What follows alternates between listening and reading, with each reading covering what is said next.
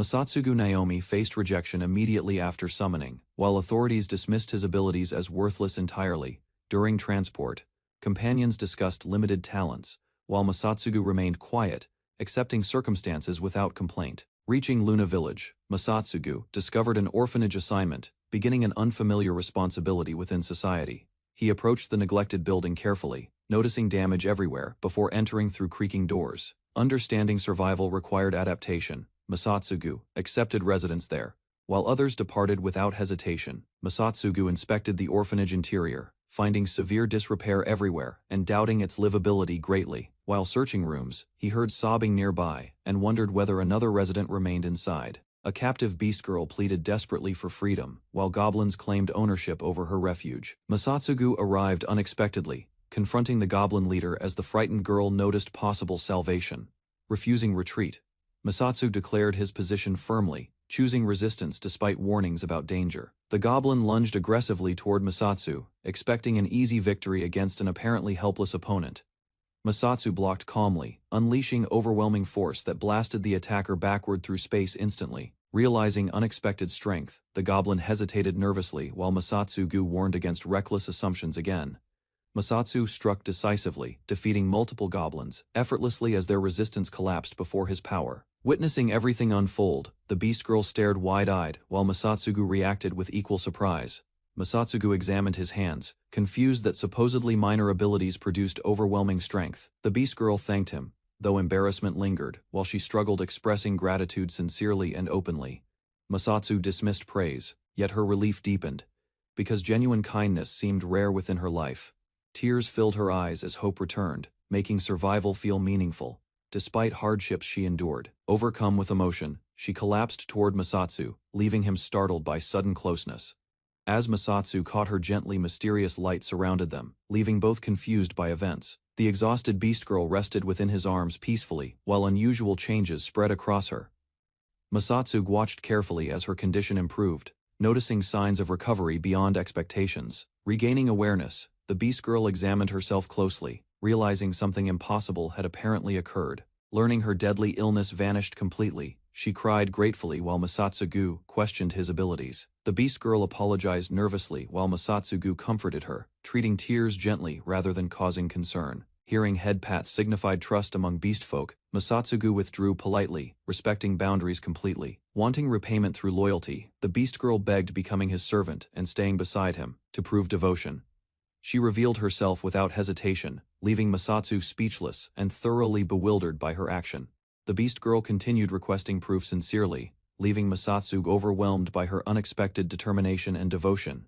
Concerned about usefulness, she insisted on serving him properly, while Masatsugu urged modesty instead. Masatsugu explained patiently that children should not consider such commitments, viewing them as premature.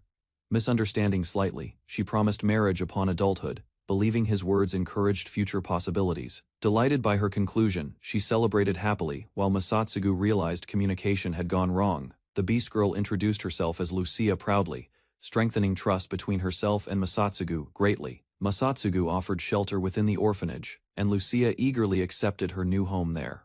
Watching Lucia smile freely, Masatsugu reflected on childhood hardships and responsibilities toward abandoned children. Remembering his upbringing, Masatsugu believed neglected children needed guidance, care, and emotional support.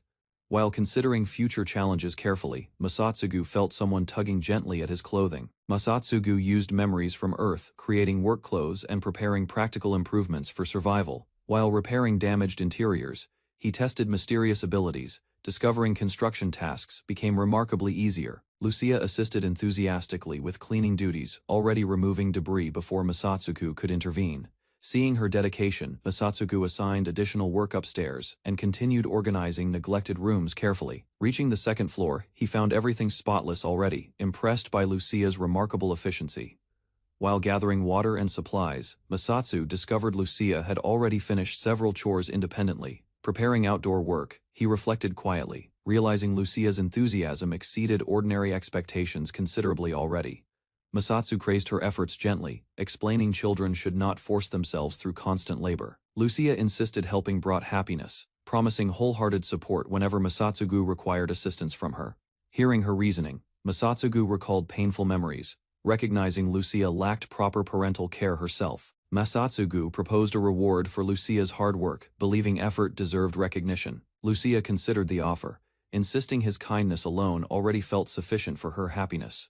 She hesitantly explained some rewards could only come from one trusted person, confusing Masatsugu. Wanting something simple, Lucia requested a gentle head pat, viewing it as meaningful proof of acceptance. Masatsugu agreed and reassured Lucia, promising protection while patting her head, easing lingering fears. Masatsugu tried moving Lucia elsewhere, yet she insisted staying beside him, trusting him completely, resting comfortably across his lap. Lucia expressed affection openly, leaving Masatsugu embarrassed and speechless. Accepting circumstances reluctantly, Masatsu recognized orphanage leadership had begun with Lucia already there beside him. In the past, Masatsugu Naomi stood before the appraisal ceremony while nobles observed candidates.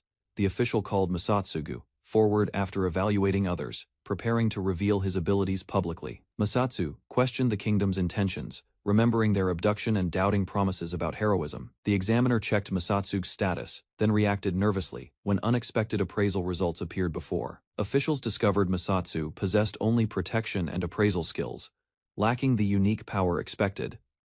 Classmates mocked Masatsu's weak abilities, while officials criticized his usefulness, reducing expectations surrounding him greatly. Masatsugu understood their contempt, recognizing everyone else possessed powerful classes and superior combat potential. The king abandoned military plans, assigning him responsibility for 10 orphans at outskirts instead. A hooded official quietly offered possible return home, giving Masatsugu unexpected hope despite circumstances. Masatsugu suddenly awakened inside the room, realizing exhaustion overtook him that made a dream and passed. Masatsugu found money from the king, planning purchases necessary for managing the orphanage responsibly ahead.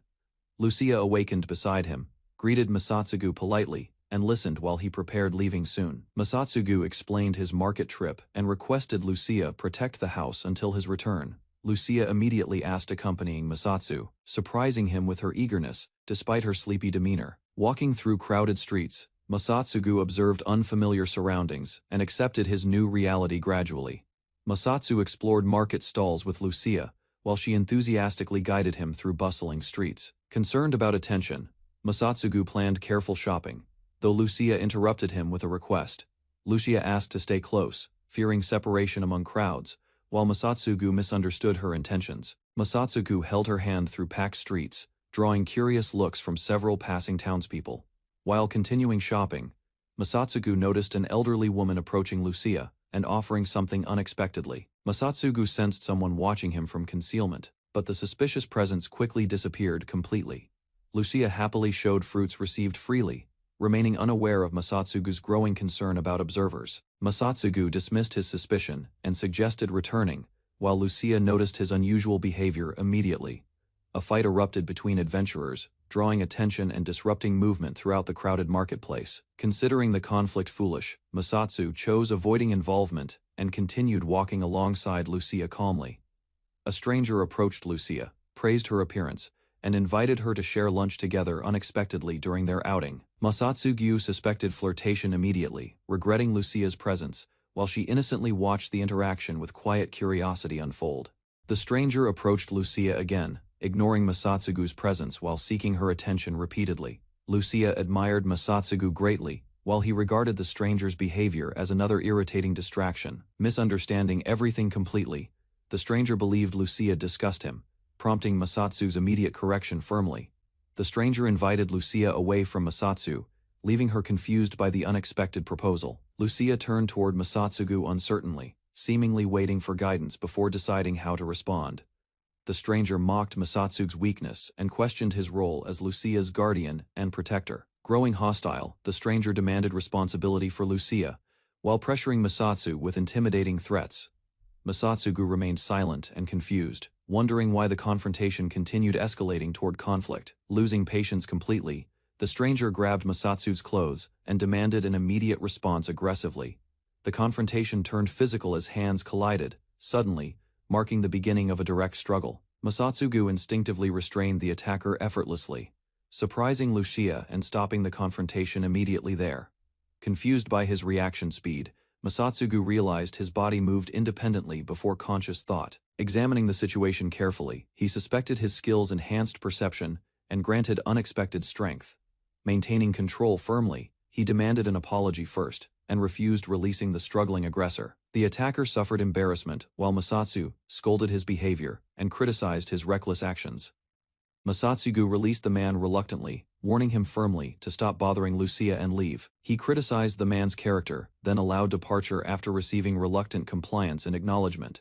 The man hid resentment and threatened retaliation, while Masatsu calmly resumed shopping with Lucia. Another dispute erupted suddenly, drawing attention as armed adventurers continued clashing without restraint publicly. A loose sword flew dangerously through the crowd, forcing startled bystanders to react immediately. The loose sword rushed toward Lucia, but Masatsugu reacted instantly before danger could reach her. Masatsugu shielded Lucia, smashing the incoming weapon aside through overwhelming physical strength alone. Witnesses stared speechlessly, as Lucia remained unharmed, while Masatsugu appeared equally surprised by events.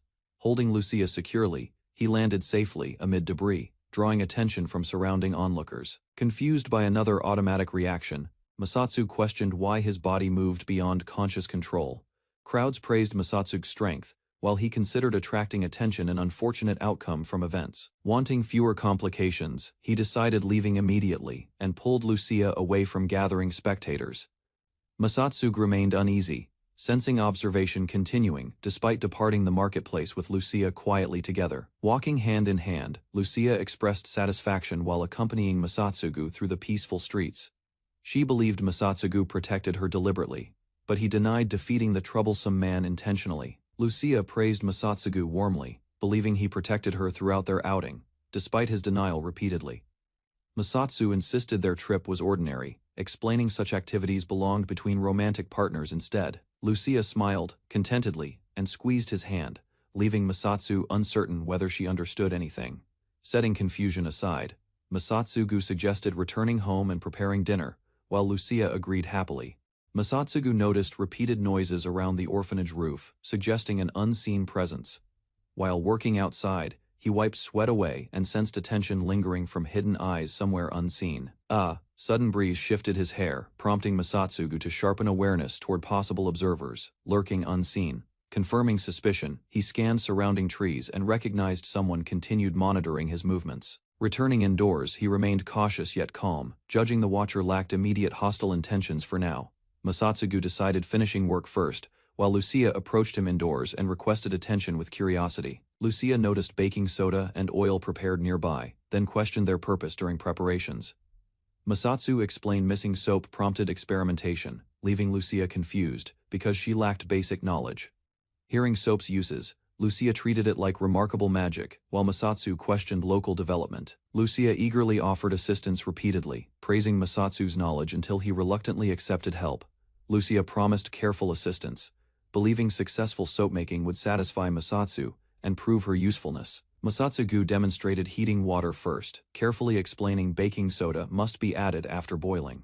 Lucia watched bubbles shrink gradually, learning each step closely while following Masatsugu's instructions attentively. They stirred the mixture steadily, then added oil slowly, as Lucia eagerly requested participation excited by progress. Lucia compared soap-making to cooking, until Masatsugu stopped her interference gently. Masatsugu poured mixture into containers, explaining cooling and hardening would complete the soap-making process.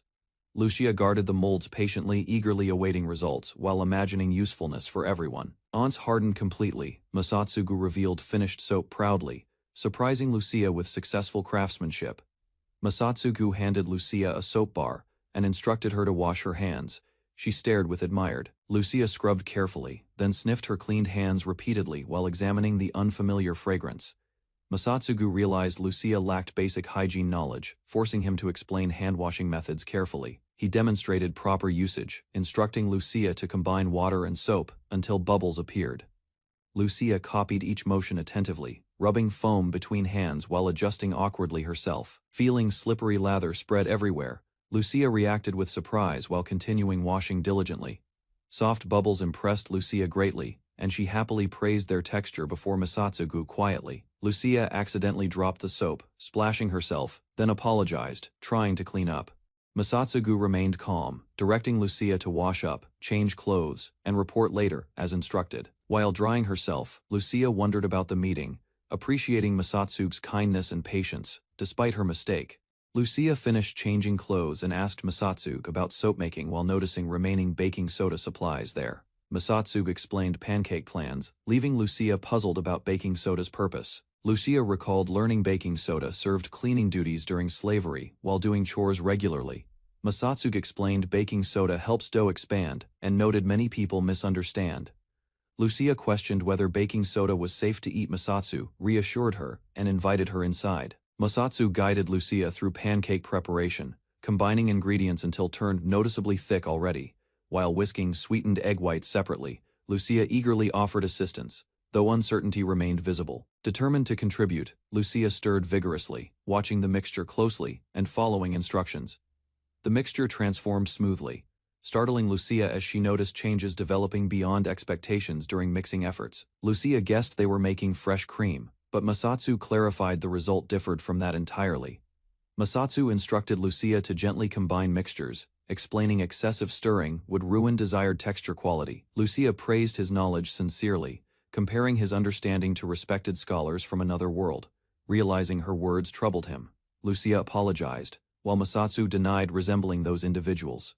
Masatsugu questioned Lucia's concern, reminding her his efforts focused on supporting and protecting her. Lucia listened quietly as Masatsugu explained regular meals and snacks were part of care. Lucia hesitated, believing the pancakes belonged solely to Masatsugu, and expected none for herself. Masatsugu quickly clarified he prepared her portion too, easing Lucia's misunderstanding and guilt immediately. He explained ordinary households served afternoon snacks, while personally preferring foods less sweet. Lucia became emotional, questioning his kindness because few people had treated her generously before this moment. Masatsugu silenced her worries playfully, patting her head while Lucia laughed with relief. Lucia melted under Masatsugu's head pat, happily repeating his title while enjoying rare affection. Masatsugu stated the orphanage was his, demanding gratitude, obedience, and acceptance of care from Lucia. Following instructions, Lucia fetched a plate while Masatsugu continued cooking pancakes with patience. Presented with pancakes, Lucia struggled between restraint and desire, captivated by their appearance and aroma alone. Masatsugu offered syrup without pressure, leaving Lucia free to decide whether indulging mattered to her. Lucia stared at the syrup-covered pancakes, temptation overwhelming caution as anticipation steadily. Masatsugu warned food would be discarded otherwise, prompting Lucia to accept the offered pancakes. Lucia lifted a piece, examining its unusual softness, while curiosity replaced hesitation and doubt.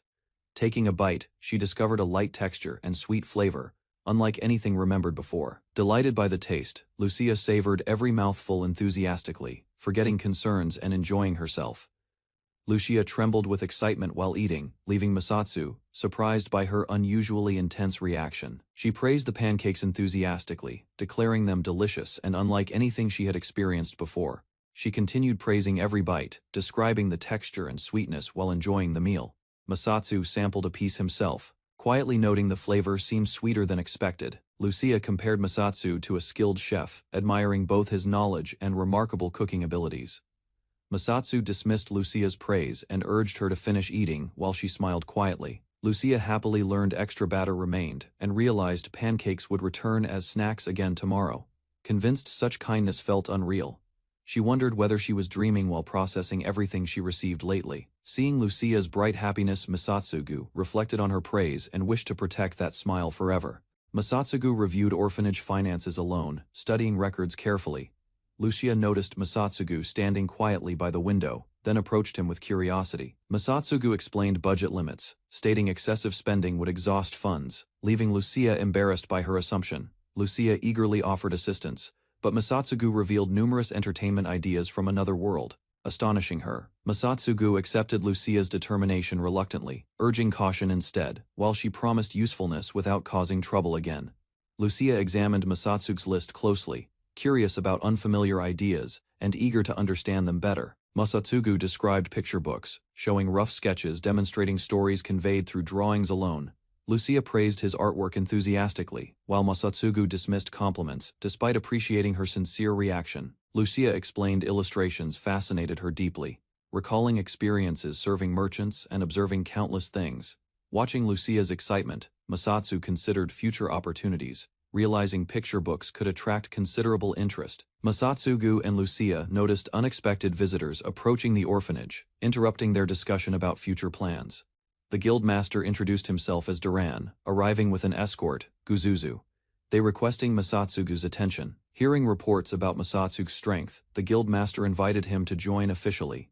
Masatsugu remained unconvinced, recognizing the invitation stemmed largely from his remarkable combat abilities. Despite persistent persuasion and promised rewards, Masatsugu refused, prioritizing orphanage responsibilities over adventuring. Lucia looked distressed beside Masatsugu, silently seeking reassurance while uncertainty weighed heavily upon her. Masatsugu recognized familiar behavior from his past, understanding Lucia's hesitation without needing explanations. Reflecting quietly, Masatsugu suspected Lucia endured hardship where expressing personal wishes brought consequences regularly. Masatsugu rejected the guild's proposal firmly, choosing responsibility toward the orphanage and Lucia.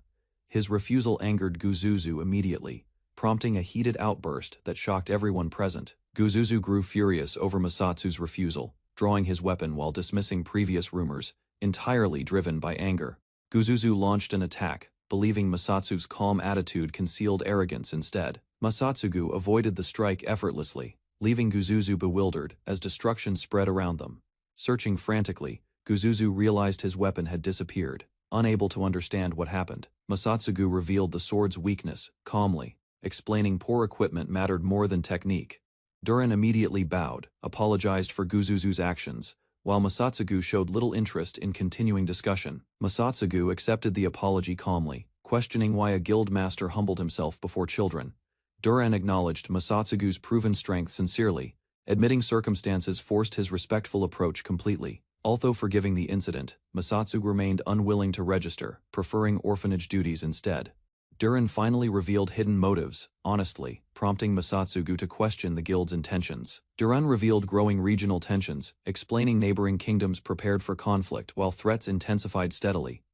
Masatsugu considered the warning, accepted compensation reluctantly, yet prioritized protecting his orphanage above all else. As visitors departed, an unfamiliar elf appeared, suddenly observing Masatsugu and Lucia with interest.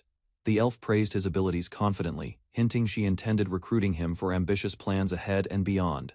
The elf girl approached Masatsugu and Lucia confidently, revealing awareness of his abilities. She confronted Masatsugu, admitting she noticed him observing events, confirming mutual suspicion between them. Introducing herself as Erin, former elven queen, she explained her identity before Masatsugu. Masatsugu doubted her story, mentioning attacks against elves, exposing knowledge she recognized and questioned further. Erin confirmed her homeland's destruction and declared revenge, driven by grief for family and fallen people. Masatsugu rejected Erin's request, explaining the orphanage sheltered children, not warriors seeking residence. Erin revealed knowledge about Masatsugu, insisting staying close offered greater value. Masatsugu refused again, asserting authority over admissions while Lucia watched the tense exchange.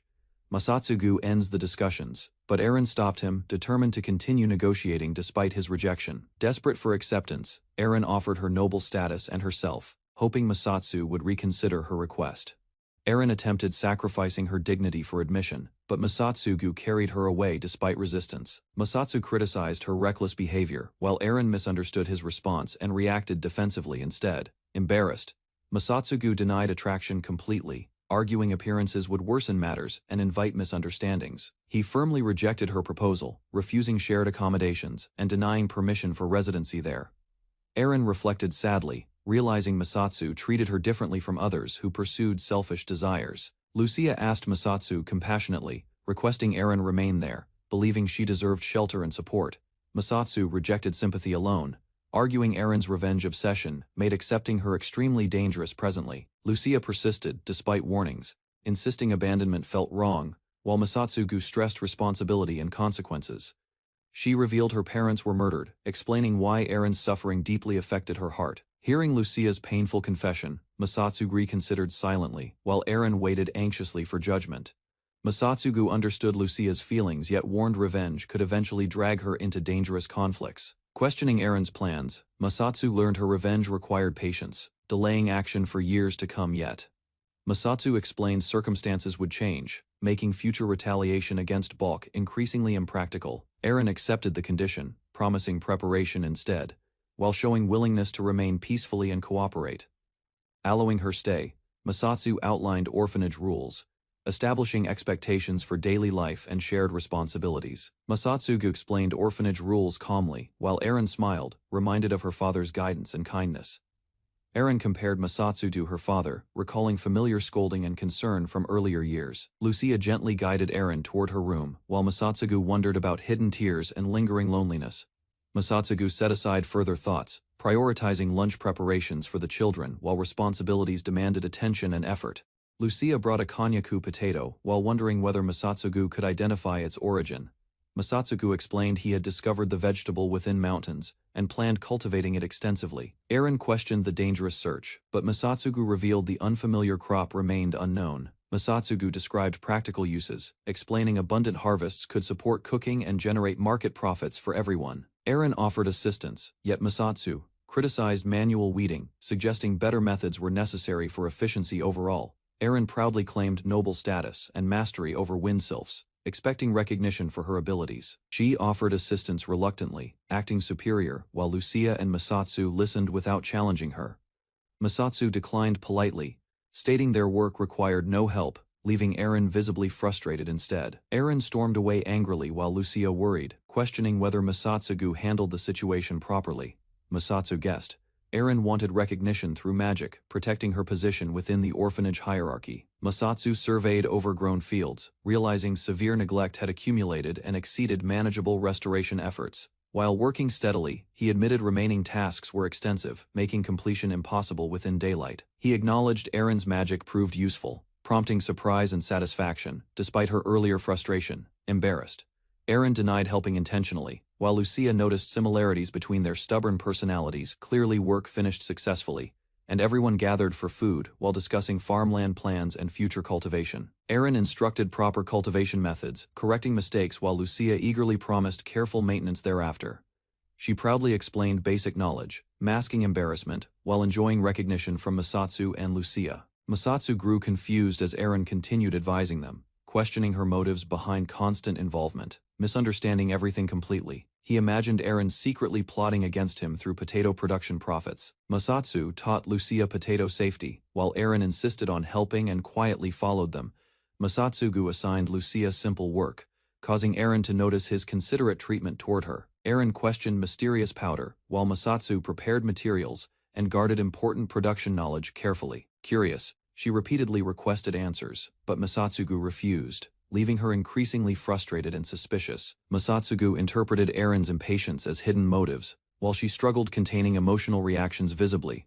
Overwhelmed by refusal, Eren accused Masatsugu of bully, her abandoning composure and protesting loudly. Eren fled embarrassed by Masatsugu's misunderstanding, leaving him completely confused about her sudden departure. Lucia realized Masatsugu misunderstood Eren's intentions, though he remained unaware of the actual reason. Learning Eren left upset, Masatsu considered following her despite insisting he was unconcerned before. Masatsu hurried from the building determined to find Eren before her feelings worsened further. Remembering childhood loneliness, he believed abandoned children needed reassurance when someone cared enough deeply. Masatsugu searched for Eren, recalling his promise, while denying personal concern and following clues anyway steadily. His search led him toward suspicious nobles, whose smug attitudes immediately drew concern from him. One noble mocked Masatsu indirectly, provoking suspicion while casually handling a hair accessory openly. Recognizing Eren's accessory, Masatsu confronted the pair directly and demanded her whereabouts, without hesitation immediately or fear. Eren wandered alone through the forest, regretting her outburst and accepting uncertain circumstances reluctantly again.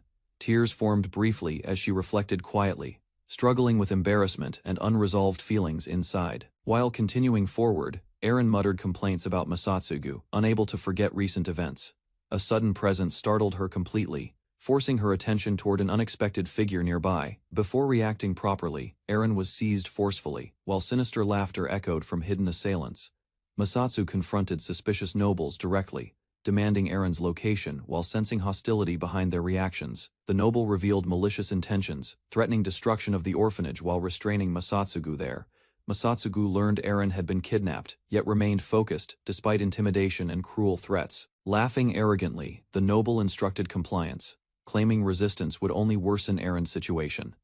The nobles began destroying property openly, exposing plans against the orphanage while Masatsugu observed. Masatsugu dismissed the nobles completely, recognizing arrogance rather than genuine power behind their actions. His response confused them immediately, as they failed understanding his sudden confidence completely. Masatsugu prepared to fight seriously, rejecting intimidation and challenging their assumptions without hesitation directly. Moving first, he struck the noble hard, interrupting his boasting and gaining immediate advantage.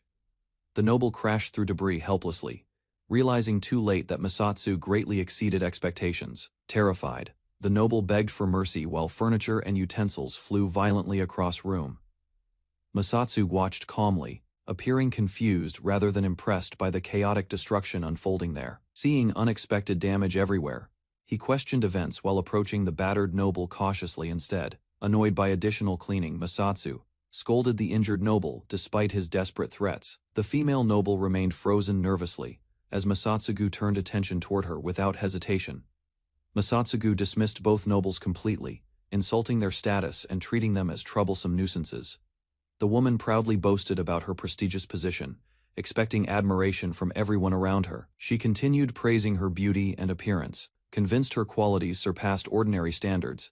Listening quietly, Masatsugu found her arrogance exhausting, comparing it with previous obsessive admirers. Completely absorbed in vanity, she declared unmatched beauty while ignoring everyone else's reactions. At home, Lucia waiting worriedly, checking Masatsugu's presence after witnessing dangerous objects flying through rooms. The woman attempted seduction confidently, believing her appearance would influence Masatsugu's judgment completely. Unmoved, Masatsugu reminded her of consequences, calmly rejecting threats and manipulation without concern. He released aggressive insects suddenly, convincing the frightened woman immediate retreat was necessary. Terrified, the woman fled desperately, while apologizing repeatedly, abandoning pride, and escaping the orphanage. Masatsugu concluded Erin's kidnapping was genuine, while Lucia urged immediate action to rescue her. Trusting his abilities, Masatsugu identified Erin's likely location and prepared searching alone for safety. Reflecting quietly, Masatsugu realized his protection skill revealed Erin's whereabouts, strengthening determination greatly. Captured, Erin reflected on her mistake, wondering whether rescue remained possible despite worsening circumstances ahead. Bound and disarmed, she feared traffickers, yet remained determined to resist whatever fate awaited. She imagined losing Masatsugu, Lucia, and the orphanage, realizing their importance within her life. Remembering shared experiences, Erin understood her attachment and finally accepted her feelings completely inside. A sudden sound interrupted Erin's thoughts, drawing her attention toward an unexpected presence approaching. Erin prepared an escape attempt, expecting captors nearby while planning resistance and survival, despite danger. The door opened suddenly, prompting her to strike immediately before confirming anyone's identity first. Believing victory possible, she prepared another attack, remaining focused on defeating her supposed enemy. Erin discovered Masatsugu rescued her already, while unconscious traffickers revealed his successful intervention there. Realizing her mistake, she panicked and stopped Masatsugu from leaving, trying to explain herself. Masatsugu apologized playfully, revealing concern beneath his teasing and easing Erin's lingering embarrassment. He praised Erin's courage sincerely, surprising her while acknowledging her determination against dangerous captors. Erin stared quietly at Masatsugu, deeply moved by words she never expected hearing. Masatsugu asked whether her absence would matter, comparing it to an empty dining table. Erin admitted sharing similar feelings, believing prolonged absence would make her fear death. Masatsugu revealed painful memories, explaining loneliness after losing family. While offering Erin comfort in return, he admitted he would feel saddened, extending support and inviting Erin back home safely. Erin accepted his hand, seeing Masatsugu as a dependable protector who appeared during hardship. She refused releasing his hand, making departure difficult while Masatsugu struggled understanding her attachment. Unable to separate them easily, Masatsugu carried Erin himself, leaving her completely overwhelmed emotionally. Carried closely by Masatsugu, Erin panicked over her feelings, fearing he might notice her loud heartbeat. Masatsugu warned Erin carefully while she obeyed immediately and clung tighter during travel. He accelerated suddenly, forcing Erin against him and leaving her completely flustered and speechless. Lucia waited anxiously, trusting Masatsugu completely until both finally returned safely to home. As they arrived, Lucia approached. Masatsugu checked Erin's condition if she can stand. Lucia watched silently, realizing Erin returned carried by Masatsugu, and immediately sensed something unusual. Masatsugu entrusted Erin's care to Lucia, while Erin remained distracted by lingering emotions. Erin noticed Lucia staring closely, becoming uneasy as attention focused entirely upon her. Lucia proposed a private conversation, terrifying Aaron more than captivity, because secrets risked exposure. Masatsu, Lucia, and Aaron prepared supplies, organizing materials for their stall opening. While Masatsu handled crates, Aaron refused assistance, claiming little ability beyond carrying luggage. Aaron blushed when questioned, denying interest despite smiling subtly, leaving Lucia amused. Masatsugu arranged samples beside prepared food, explaining small konjac balls would attract customers and encourage purchases. Lucia misunderstood samples completely, while Aaron jokingly praised Masatsu's idea, drawing correction immediately from him there. Masatsugu explained, samples encouraged purchases, while Lucia understood customers needed tasting before trusting. Aaron displayed promotional signs, describing limited quantities, while Masatsu instructed placement where crowds noticed. She excitedly concluded scarcity increased demand, believing missed opportunities would push customers toward purchases. Masatsu confirmed her reasoning briefly, causing Aaron delight, though he focused on opening operations. Their stall opened successfully, with Lucia welcoming visitors while Masatsu presented samples for curious customers. Passers-by mocked konjac immediately, mistaking it for stones, leaving the stall ignored despite efforts. Lucia worried over absent customers while Masatsugu remained calm. Accepting unfamiliar products invited skepticism. She understood their doubts, yet believed firmly the konjac's flavor could change opinions completely.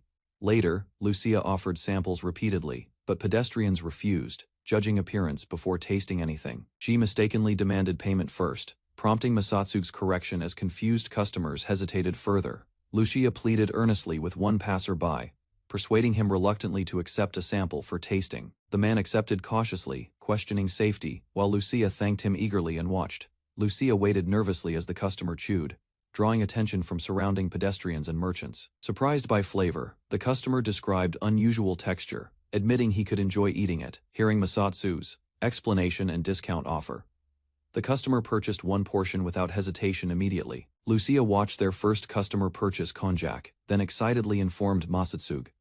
Lucia celebrated enthusiastically, but Masatsugu reminded everyone they still needed many sales ahead before success. More customers approached the stall, encouraging Lucia and Aaron to promote products with renewed determination. Their stock sold out quickly, though repeated requests frustrated Aaron. Masatsugu counted earnings and reviewed results. Masatsugu explained securing reliable income mattered most, providing stability for the orphanage. Determined to support the children, Masatsugu felt relieved knowing he could provide 3 meals daily. At night, Masatsu considered expanding business opportunities beyond konjac products, planning future ventures. Lucia and Aaron entered his room, insisting upon sleeping beside him despite his reluctant response. Masatsugu lay between Lucia and Aaron, resisting their closeness while requesting peace before sleeping soundly. Lucia thanked Masatsugu warmly, moving closer beneath blankets, clearly pleased by their shared arrangement. Aaron accepted the situation calmly, settling comfortably beside him as everyone prepared for rest. Masatsu closed his eyes, hoping peaceful sleep would come. Disturbing memories surfaced suddenly, recalling his parents' arguments, causing him to awaken shaken and distressed. He noticed Lucia tearfully asking questions while hearing fragments from his troubled dream. Masatsugu comforted Lucia gently, assuring her presence remained unchanged while easing her growing anxiety completely. Relieved by his reassurance, Lucia embraced him closely, grateful he remained beside her through everything. Masatsu remained awake beside Lucia, remembering her traumatic past and recurring nightmares from former.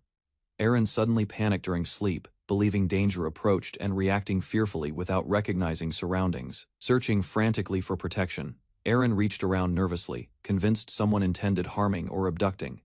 She quickly embraced Masatsu, stopping her panic while providing reassurance through his steady presence. Understanding her trauma deeply, Masatsu comforted Aaron gently, recognizing hardships from her destroyed homeland. Masatsu recalled Aaron attacking him during confusion, realizing her trauma caused dangerous reactions. Aaron apologized repeatedly after calming down, while Masatsu watched quietly and confirmed her rest. Masatsu reflected upon childhood abuse, understanding fear deeply and sympathizing with Aaron's difficult circumstances. Accepting temporary inconvenience, he decided supporting Lucia and Aaron remained necessary until recovery arrived, watching them sleep peacefully. Masatsu hoped their emotional wounds would heal through patience and care. Masatsugu accepted ongoing difficulties, believing helping Lucia and Aaron recover remained his important responsibility. Morning arrived, and Masatsugu worked beside Aaron while checking crops growing steadily within fields. Lucia happily admired the harvest, celebrating their successful progress toward creating reliable household income. Their discussion shifted toward irrigation problems, prompting Lucia and Aaron to volunteer assistance immediately. Masatsugu explained the distant well's burden, wishing the closer dried well contained water. Masatsugu prepared fetching water elsewhere, believing restoring the dried well remained completely impossible. Currently, strange sounds emerged from the well, causing Masatsugu, Lucia, and Aaron to investigate cautiously. A figure suddenly appeared from inside, startling Lucia and Aaron while climbing over stonework. Convinced something supernatural appeared, Lucia and Aaron panicked immediately, screaming about a frightening ghost. The mysterious woman questioned their reaction, confused why stones were thrown toward her repeatedly. The mysterious woman surfaced completely, scolding everyone for throwing objects while introducing herself unexpectedly there.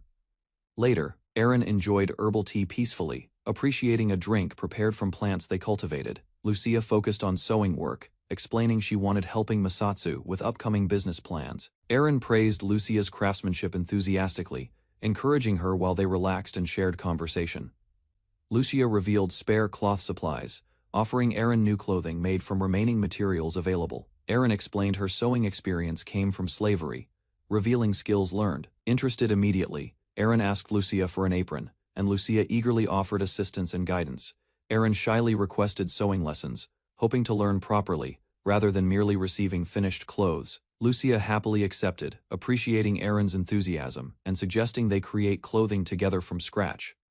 Both girls began measuring Aaron carefully, cooperating closely while planning garments suited for her. Lucia promised creating replacement pajamas later, while Aaron expressed gratitude and valued making them herself. Imagined many future memories together, Lucia believing their shared activities would continue for years. Aaron noticed Lucia's unusual reaction, though Lucia quickly dismissed concern and avoided further explanation. Both girls agreed enthusiastically to help, determined to finish preparations before Masatsugu's stall opened. Hearing their excitement from afar, Masatsugu wondered about the commotion while approaching curiously alone. The mysterious woman protested, scolding everyone for throwing objects while climbing from the well. Masatsugu remained composed, though Lucia and Aaron continued panicking and questioning the stranger's existence. The woman firmly denied being a ghost, introducing herself confidently, despite everyone's lingering suspicion. She dramatically revealed herself as Shi, a spirit goddess overseeing water spirits across the continent. Masatsugu doubted her extravagant introduction, suggesting medical attention while Shi cheerfully persisted anyway. Shi clung to Masatsugu, claiming great age and teasing his disbelief about her identity. Lucia observed as Shi admired Masatsugu's achievements, explained awakening after centuries sealed beneath land. Masatsugu offered polite congratulations, then departed with Lucia and Aaron despite Shi's persistent. Shi stopped them, insisting gratitude remained unfinished while revealing strict spirit traditions regarding lifelong chosen partners. Shi boldly selected Masatsugu and announced marriage intentions, leaving everyone stunned by her unexpected confession. Masatsugu immediately rejected Shi's proposal, bluntly stating she simply was not his preferred partner. Shi argued desperately, offering immortality and divinity, yet Masatsugu dismissed every suggestion without hesitation. Growing emotional, she promised restoring the dried well, hoping usefulness would change his opinion. Masatsugu clarified his objection concerned her clingy behavior, prompting Shiri to abandon marriage requests. Misunderstanding completely, she believed acceptance remained possible, while Lucia interrupted their increasingly awkward conversation. Lucia interrupted suddenly, finding Masatsugu and Shi together, while observing their suspicious interaction closely. With a frightening smile, Lucia requested private conversation time with Shi, alarming everyone immediately. Shi and Aaron dragged Shi away forcefully, leaving Masatsugu. Shy unaware of the future tensions, Aaron remained behind, turning toward Masatsugu, while clearly considering something important and personal. Shay warned Masatsugu patiently, insisting her future figure would improve greatly despite his teasing. Aaron delivered a serious warning before leaving, while Masatsugu remained puzzled by her behavior. Inside the building, she sulked tearfully, lamenting her position behind Lucia and Aaron already. Masatsugu demanded proof of usefulness, prompting Shi to restore water within the dried well. Lucia and Aaron excitedly checked the well, discovering fresh water flowing upward once again, despite appreciating results. Masatsugu accepted another troublesome resident, while Lucia praised Shi enthusiastically. Masatsugu compared managing Shi to raising an unruly pet, reflecting on constant responsibilities and unexpected challenges daily. Considering restored waters and purified corruption, Masatsu questioned his mysterious abilities. Recognizing many unanswered truths remaining before him, Masatsugu finished chores with Lucia, carrying bath supplies while discussing washing and cleaning. She stopped him, offering heated water assistance eagerly while following him across corridors with determined enthusiasm. She praised her magic's bathing comfort, while Masatsugu acknowledged improvements yet dismissed boasting and playful teasing. Lucia volunteered washing Masatsugu's back, prompting Aaron's concern as competing offers quickly emerged among the group. She pulled everyone together toward bathing, leaving Masatsugu overwhelmed, as companions crowded closely around him cheerfully. Masatsu rejected shared bathing, yet insisted a logical reason existed, leaving them questioning. Lucia argued 4 people were necessary, claiming mutual backwashing required everyone entering together comfortably. Masatsu suggested washing alone instead, but Lucia suddenly realized a flaw within her reasoning. Aaron and Lucia stretched dramatically, arguing their smaller bodies made independent washing extremely difficult. Masatsu exposed their faulty logic, explaining mutual backwashing never required bathing together whatsoever. Lucia defended group bathing again, claiming 4 participants enabled continuous backwashing without interruptions occurring. She supported Lucia's argument, insisting separate turns risked illness and reduced bathing efficiency considerably. Masatsugu abandoned debate entirely, accepting their enthusiasm while everyone headed toward the bath together. She, Aaron, and Lucia relaxed happily within steaming water, enjoying warmth while recovering energy. Lucia stayed close beside Masatsugu, praising the warmth while reminding everyone about washing backs. Masatsugu sat between companions, allowing everyone to scrub comfortably while enjoying the bath together. Aaron teased Masatsugu playfully, then became flustered when he accepted her suggestion seriously instead. Masatsugu formally requested permission, causing embarrassed Aaron to reluctantly agree, despite obvious nervousness. While washing Aaron's back carefully, Masatsugu faced interruption when Shidi demanded equal attention immediately. She clung against Masatsu confidently, teasing him about Aaron while dismissing any awkward implications. She protested stubbornly, wanting Masatsu's attention while he compared her embrace to livestock jokingly. Masatsu requested waterfall, like water, recalling familiar washing methods and sparking Shi's excited cooperation immediately. Shie demonstrated impressive water manipulation, creating artificial rainfall across the bath area with ease. Following her instructions, Masatsugu stood beneath freezing water, treating the experience like rigorous training. Masatsugu explained the ritual's purpose, embarrassing Shiri greatly before dragging her away abruptly. She shivered beneath freezing water, accusing Masatsugu of cruelty while struggling against overwhelming discomfort. Refusing surrender, she grabbed Masatsugu tightly and dragged him directly beneath the waterfall too. Both endured freezing water miserably, arguing loudly while Lucia and Aaron watched their chaos.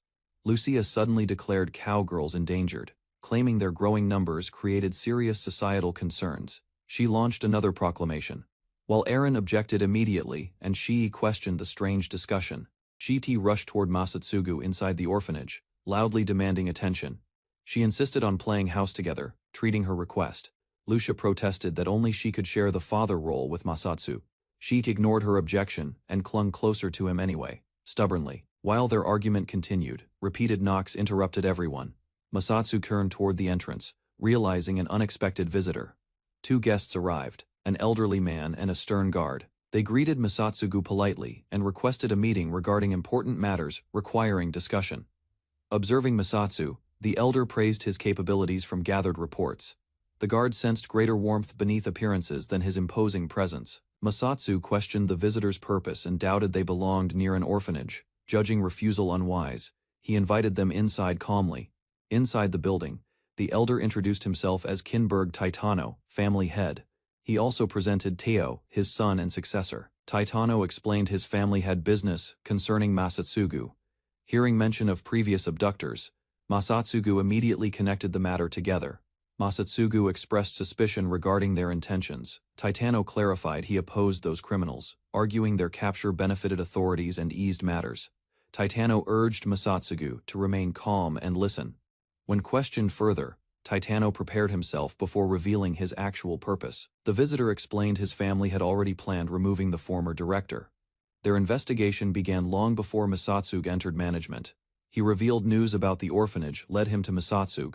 The abductors acted independently, creating trouble that ultimately harmed him. Masatsugu remained unconvinced and questioned their visit.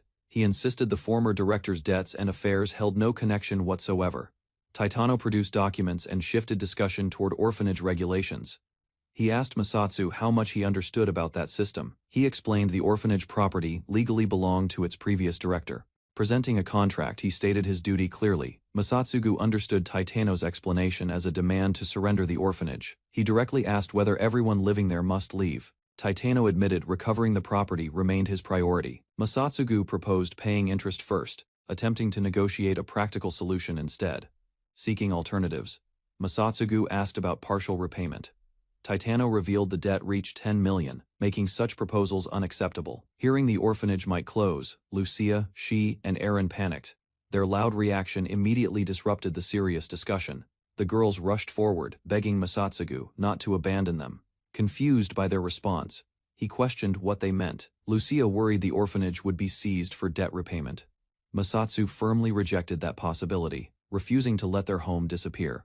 Titano revealed his true objective and offered a proposal. He sought immediate recovery potions and promised flexibility regarding repayment deadlines. Learning the request involved potions, Masatsugu listened carefully. Aaron explained their healing properties while questioning why outsiders knew him. Taito explained his grandson suffered illness requiring constant treatment. Since intermediate potions were scarce, he begged Masatsugu to accept. Watching Titano's sincere plea, Masatsugu sensed genuine concern behind it. Family bonds and parental affection clearly mattered most here. Remembering precious things lost during childhood, Masatsugu quietly reflected while heading outside. A voice called for him, requesting patience briefly. He discovered Lucia, she, and Aaron following him. They insisted on helping gather potion materials for the orphanage's sake. Aaron confidently offered her knowledge about potion crafting. She promised support, determined to protect their orphanage alongside everyone. Lucia proposed locating herbs through her keen sense of smell. Masatsugu seemed uncertain, though she waited expectantly for approval. Accepting their determination, Masatsugu continued deeper into the forest. The girls followed closely, encouraged by his lack of objection, united by purpose. Lucia, Shii, and Aaron celebrated together. They vowed to protect Luna Orphanage and support Masatsu. Aaron explained potion making, teaching that cure plants and magical liquid formed medicine. She assigned gathering work. Lucia eagerly volunteered, believing her chance to assist had arrived. Determined and cheerful, she promised finding many cure plants. She paused and sniffed, relying on beastkin senses to locate ingredients. Hidden scents drifted across the area, guiding her toward a likely source. Lucia pointed confidently after detecting cure plants. Masatsu, Aaron, and companions followed, warning her to remain within protective distance always. She stopped and apologized, admitting excitement carried her away. Masatsugu received teasing remarks while Aaron requested protection for Lucia. Following Lucia's guidance, the group reached a patch of plants. Their search succeeded, and cure ingredients appeared plentiful. She proudly carried gathered leaves while Lucia investigated deeper scents. She believed larger clusters existed farther ahead, encouraging everyone's confidence. Lucia excitedly presented another discovery, believing it matched cure. She admired the find, yet uncertainty appeared, as details seemed different. Masatsu examined the plants carefully and explained the distinction. Cure carried a different scent, making mistakes common for inexperienced gatherers. Aaron identified the samples one by one while Lucia watched. Their selections included both gift plants and genuine cure plants. Masatsugu explained that stems revealed the difference. Cure had round stems while gift plants possessed distinctly shaped stems. Lucia admired Masatsugu's careful observations. He casually explained such identification methods were essential when gathering wild plants. Masatsugu revealed experience gained from difficult circumstances, and Aaron reacted with surprise, considering such practical skills uncommon among younger elves. She calculated the required ingredients and examined their collection. Producing an intermediate potion demanded many plants, making their gathered supply necessary. Shihai happily accepted responsibility for obtaining magical liquid ingredients. She sensed a source immediately and rushed off with confidence and enthusiasm. Shiri presented stable, magical liquid, and impressed everyone with its quality. Aaron prepared ingredients confidently, ready to begin potion mixing. Aaron crushed cure plants into gel and combined them with magical liquid. The group carefully observed mana reactions developing inside. She concentrated intensely during the final stage and monitored subtle changes. Shii watched closely while the mixture slowly stabilized. The process finished successfully, prompting everyone to gather around the container.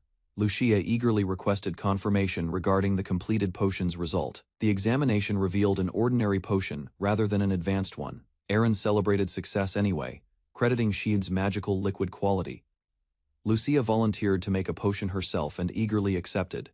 Encouraged by everyone, she promised giving her utmost effort. Following Aaron's instructions, Lucia carefully ground the plants into paste. She checked progress, hoping her preparation matched expectations. Lucia nervously tasted the mixture and confirmed nothing. Masatsugu observed quietly while encouraging her toward the mixing stage. Working carefully through every step, Lucia completed the potion and presented it proudly. Breathing heavily, she requested an evaluation.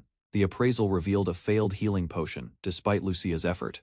Aaron offered advice, explaining practice was necessary while praising her manners. She confidently declared her turn and demonstrated potion making dramatically. She crushed ingredients, mixed liquid, channeled mana. The mixture reacted differently from Aaron's earlier attempt. Masatsugu noticed unusual energy gathering rapidly and suspected Shia's divine abilities affected results. Shie proudly presented the completed potion. Aaron instantly sensed danger, warned everyone and ordered the group to retreat. Moments later, the potion released overwhelming power and erupted skyward. A massive explosion struck the area, shaking the surroundings. Masatsugu's protection skill activated in time and shielded everyone. Exhausted but unharmed, the group recovered while dust slowly settled. She rushed back and apologized repeatedly for the disaster. Masatsu blamed her excessive spirit power, while everyone survived the accident. Aaron stared across the landscape while a mixing bowl rattled violently. The failed potion splashed outward. She panted and admitted her limits. She could produce beginner potions, yet intermediate mixtures continued resisting her efforts. Shiwi and Lucia blamed themselves for weaknesses affecting everyone. Their guilt deepened, as neither found reassuring answers. Lucia broke into tears, fearing separation from the family.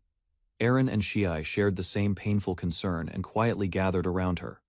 Masatsugu approached and stopped their despair. He examined the situation, then prepared to address the problem directly with calm confidence and focus. Masatsu tasted Aaron's mixture and explained. Failure came from instability. He suggested handling magical overflow first before improving results. She, Lucia, and Aaron watched nervously while holding bowls. Their expressions shifted from confusion toward cautious expectation. Masatsu gathered ingredients and scraped material into a bowl. He added crushed leaves carefully, following a deliberate method without wasting any motion. The mixture brightened and bubbled as Masatsugu observed silently. He remained composed, checking each reaction with confidence and careful attention to detail. Once the process stabilized, Masatsu announced completion. The finished potion stood ready, proving knowledge mattered beyond talent alone. Masatsu presented the completed intermediate potion. Steam rose from the bowl, while its stable appearance demonstrated successful preparation and proper balance. She, Lucia, and Aaron stared in disbelief. Their shock quickly became excitement as they rushed forward, thanking Masatsugu enthusiastically. Aaron questioned why success appeared suddenly. Masatsugu raised 2 fingers and began explaining the important factors behind proper potion making. Masatsugu revealed his simple theory. He compared potion creation to vegetable soup, emphasizing practical understanding rather than mysterious complicated techniques. Aaron struggled processing his explanation. Masatsu stated potion crafting required extraordinary effort, while her methods resembled adding seasoning alone. Masatsu rejected Aaron's conclusion and stressed ingredient quality. He compared potion making with cooking, challenging her assumptions about preparation. Lucia misunderstood his point and praised his ingredient selection. Masatsu smirked, explaining he personally inspected materials before using them. Masatsu revealed the second requirement involved pouring large amounts of pure mana. Lucia acknowledged magical control remained an important factor. Aaron reacted with disbelief when hearing his method. The others stared shocked as Masatsugu described using extraordinary magical power. Masatsugu explained mana resembled blood flowing through living beings. Aaron accepted the results reluctantly, realizing established theories required reconsideration. Shai and Lucia celebrated Masatsugu's theory enthusiastically. Masatsugu warned them against revealing it, fearing trouble from interested parties. With potion production solved, Masatsugu decided the remaining 4 candidates could proceed. Everyone agreed, returning focus toward protecting the orphanage. The completed potions rested on a tray. Lucia happily noted success, while Masatsugu confirmed all 5 requirements had been fulfilled. Masatsugu suddenly sensed an approaching presence. He covered Lucia's mouth immediately, preventing noise as the group turned alert. A goblin emerged from the forest path and approached aggressively. Masatsugu moved before the others, preparing to confront the threat. She'd identified the creatures as goblins and explained their teamwork. Masatsugu listened carefully while everyone remained hidden and cautious. Eren overheard the goblins discussing potions intended for their king. She realized these enemies possessed intelligence beyond ordinary monsters. The goblins surrounded the group and demanded the potions. They threatened death immediately if their demands were refused completely. Lucia angrily rejected the demand and defended everyone. The group declared the potions indispensable, refusing surrender, despite danger. The goblin leader responded with hostility and issued a final threat. Masatsugu stepped forward as both sides prepared for conflict. Masatsugu faced the goblins without hesitation, while Eren, Lucia, and Shie stood behind him. The goblin leader demanded surrender again. Several goblins rushed forward from different directions attempting intimidation. They mocked resistance and threatened suffering unless the group complied. A charging goblin suddenly cried out in pain. An unseen strike slashed its arm, stopping the attack immediately before contact. The surrounding goblins froze in confusion as blood sprayed. Masatsugu remained still while another attacker suffered the same wound. Masatsugu grabbed a metal tube and prepared calmly. Annoyed by the commotion, he readied himself against further attacks ahead. Masatsugu abandoned negotiations. Once goblins threatened his family. Holding his weapon firmly, he decided eliminating the attackers became necessary. The goblins protested angrily and boasted about their strength. Masatsugu ignored their claims and prepared to strike decisively. Lucia flinched as another goblin charged recklessly. The attackers believed numbers guaranteed victory and rushed toward the group. Masatsugu intercepted one goblin effortlessly and slapped its face. He seized the creature before throwing it away violently. Two goblins attacked together from opposite directions. Masatsugu reacted instantly, evading their strikes while maintaining complete control throughout. Masatsu's intimidating presence unsettled the goblins. One attacker realized his knife disappeared, while confusion spread rapidly among them. Moving smoothly, he slipped between enemies and threw stolen weapons. The goblins reacted too slowly to understand his actions. The flying knives struck their targets accurately. Injured goblins screamed in shock, unable to comprehend the overwhelming difference in skill. Fear replaced aggression as surviving goblins considered retreat. They decided escaping and reporting the encounter offered their only chance. Masatsugu refused to let them flee freely. He launched another attack, cutting off their escape route with speed. Masatsugu finished overwhelming the remaining goblins effortlessly. Their attacks failed completely, leaving them injured while he sighed calmly. Seeing no further threat, he declared the fight meaningless. He turned away from the battlefield and suggested returning. Lucia trembled with emotion while staring at him. She struggled to speak, overwhelmed by relief and admiration completely. Eren and she teased Lucia about her reaction. Masatsugu looked confused while they noticed her growing happiness clearly. The girls laughed together as the tension disappeared. Embarrassed, Masatsugu insisted protecting everyone simply belonged to his responsibilities. The group left the forest and headed back peacefully. Masatsugu carried supplies while everyone followed without further concern behind. Upon reaching town, they noticed unusual silence everywhere. Empty streets replaced expected crowds, making the situation feel suspicious. Lucia looked around carefully and pointed out the difference. The marketplace should have been busy, yet almost nobody appeared. Masatsugu spotted familiar figures from his summoned class. Their unexpected presence confused him because he had no reason. The others noticed his reaction and questioned him gently. Masatsugu dismissed their concerns, though his thoughts remained unsettled. As the group returned, they approached Titano inside a building. Titano recognized Masatsugu immediately. His troubled expression immediately suggested serious news awaited them. Titano hesitated nervously before speaking. Masatsugu approached calmly, while the girls watched quietly, sensing the conversation carried importance. The old man revealed the kingdom's decision. By direct royal order, Runa Orphanage would be confiscated from them. Shock spread across Masatsugu, Lucia, Shie, and Eren instantly. Another crisis threatened their home, leaving everyone stunned and concerned. Masatsugu arrived before Luna Orphanage and questioned rumors about reclaiming it, showing concern while examining the building carefully. Titano explained that funds from potion sales could repay debts tied to the property, requesting more time before any transfer was considered. Lucia tearfully scolded Titano, while the shocked elder struggled to understand how accumulated debts had been settled so quickly. Masatsu coldly stated his concerns centered on Titano's broken promise, not excuses about orders, leaving the elder uneasy. Taitano argued the orphanage depended on cooperation with local nobles, warning future conflict could disrupt supplies and threaten stability across the region. Masatsugu reminded Eren about worsening relations with a neighboring kingdom and possible war, when Duran rushed forward seeking help, Duran explaining an emergency, and Masatsu felt increasingly irritated following encounters with Mafia and Adventurers Guild. He revealed a goblin stampede was beginning, warning the missing Goblin King would arrive there by tomorrow noon. Eren immediately reacted in shock while she and Lucia panicked, realizing the reported catastrophe involved a dangerous goblin stampede approaching their area. Masatsugu stared blankly at the alarming announcement, struggling to process the sudden situation as questions filled his mind without any clear answer. Elsewhere, a group confirmed townsfolk had been evacuated successfully, then gathered within fortified streets while preparing defenses against danger.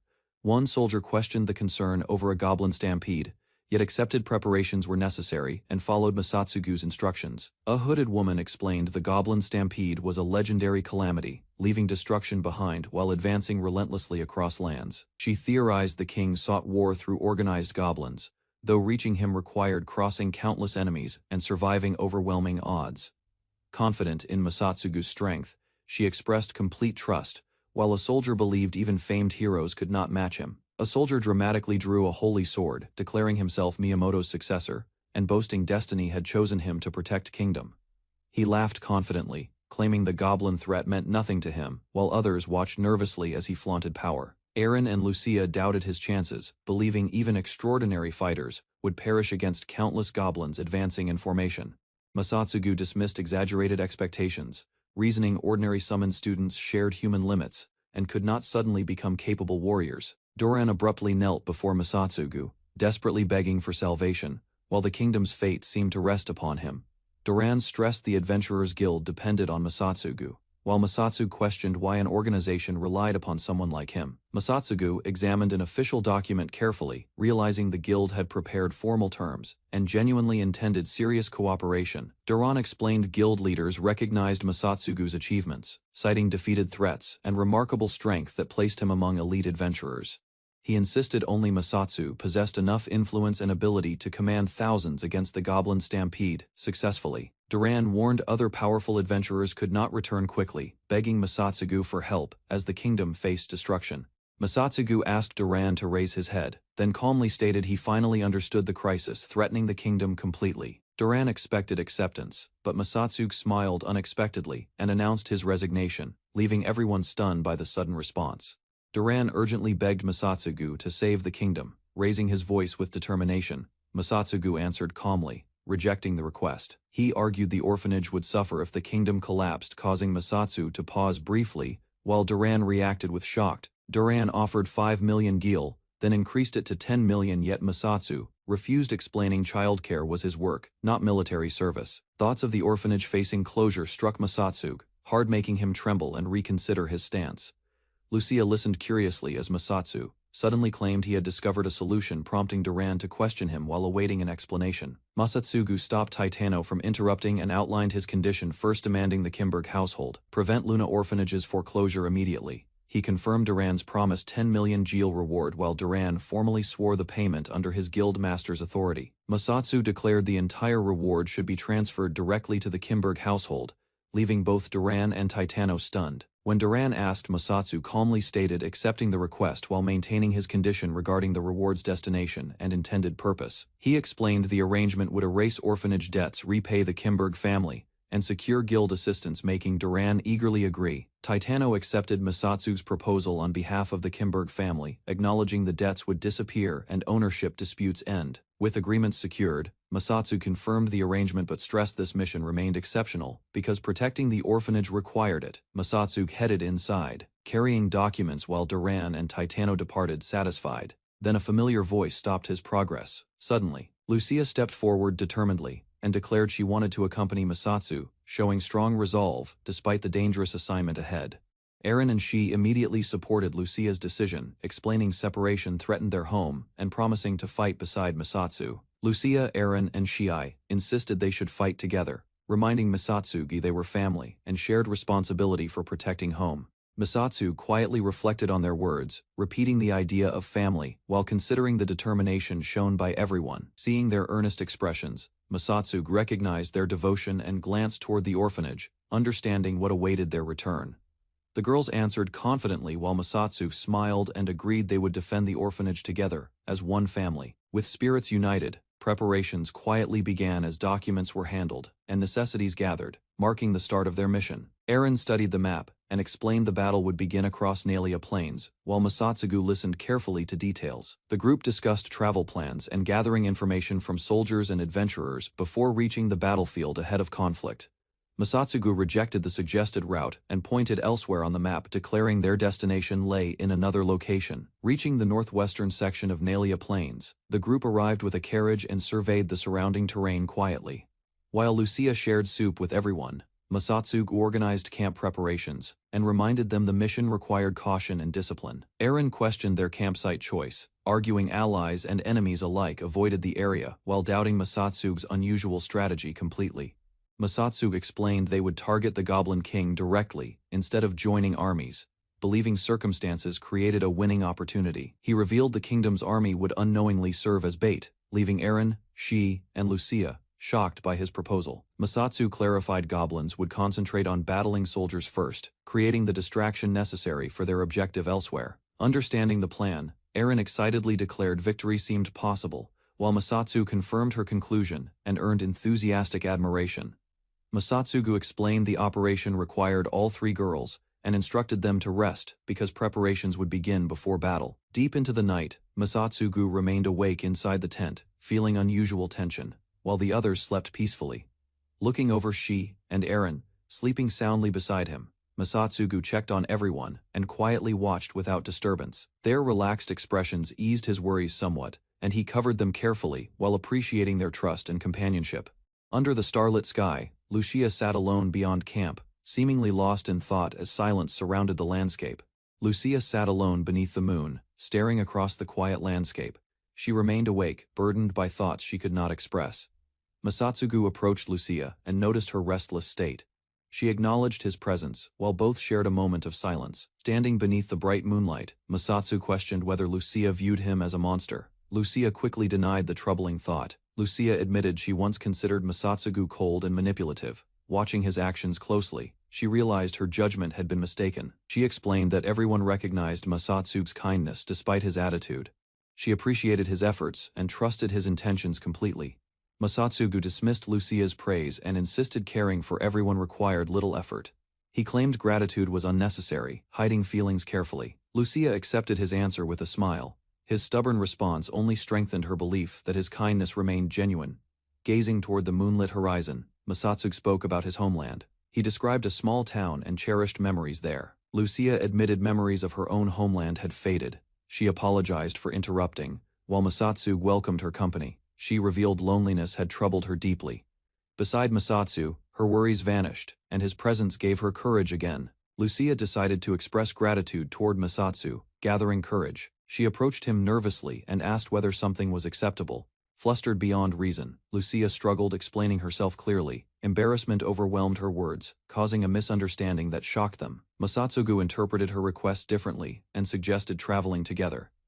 Lucia froze completely, unable to follow his unexpected conclusion. Confidently, Masatsugu explained his plan involved visiting his homeland.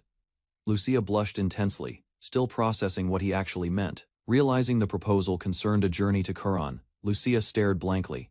Her imagination collapsed, replaced by stunned confusion. Lucia eagerly accepted Masatsugu's invitation and spoke about visiting his homeland.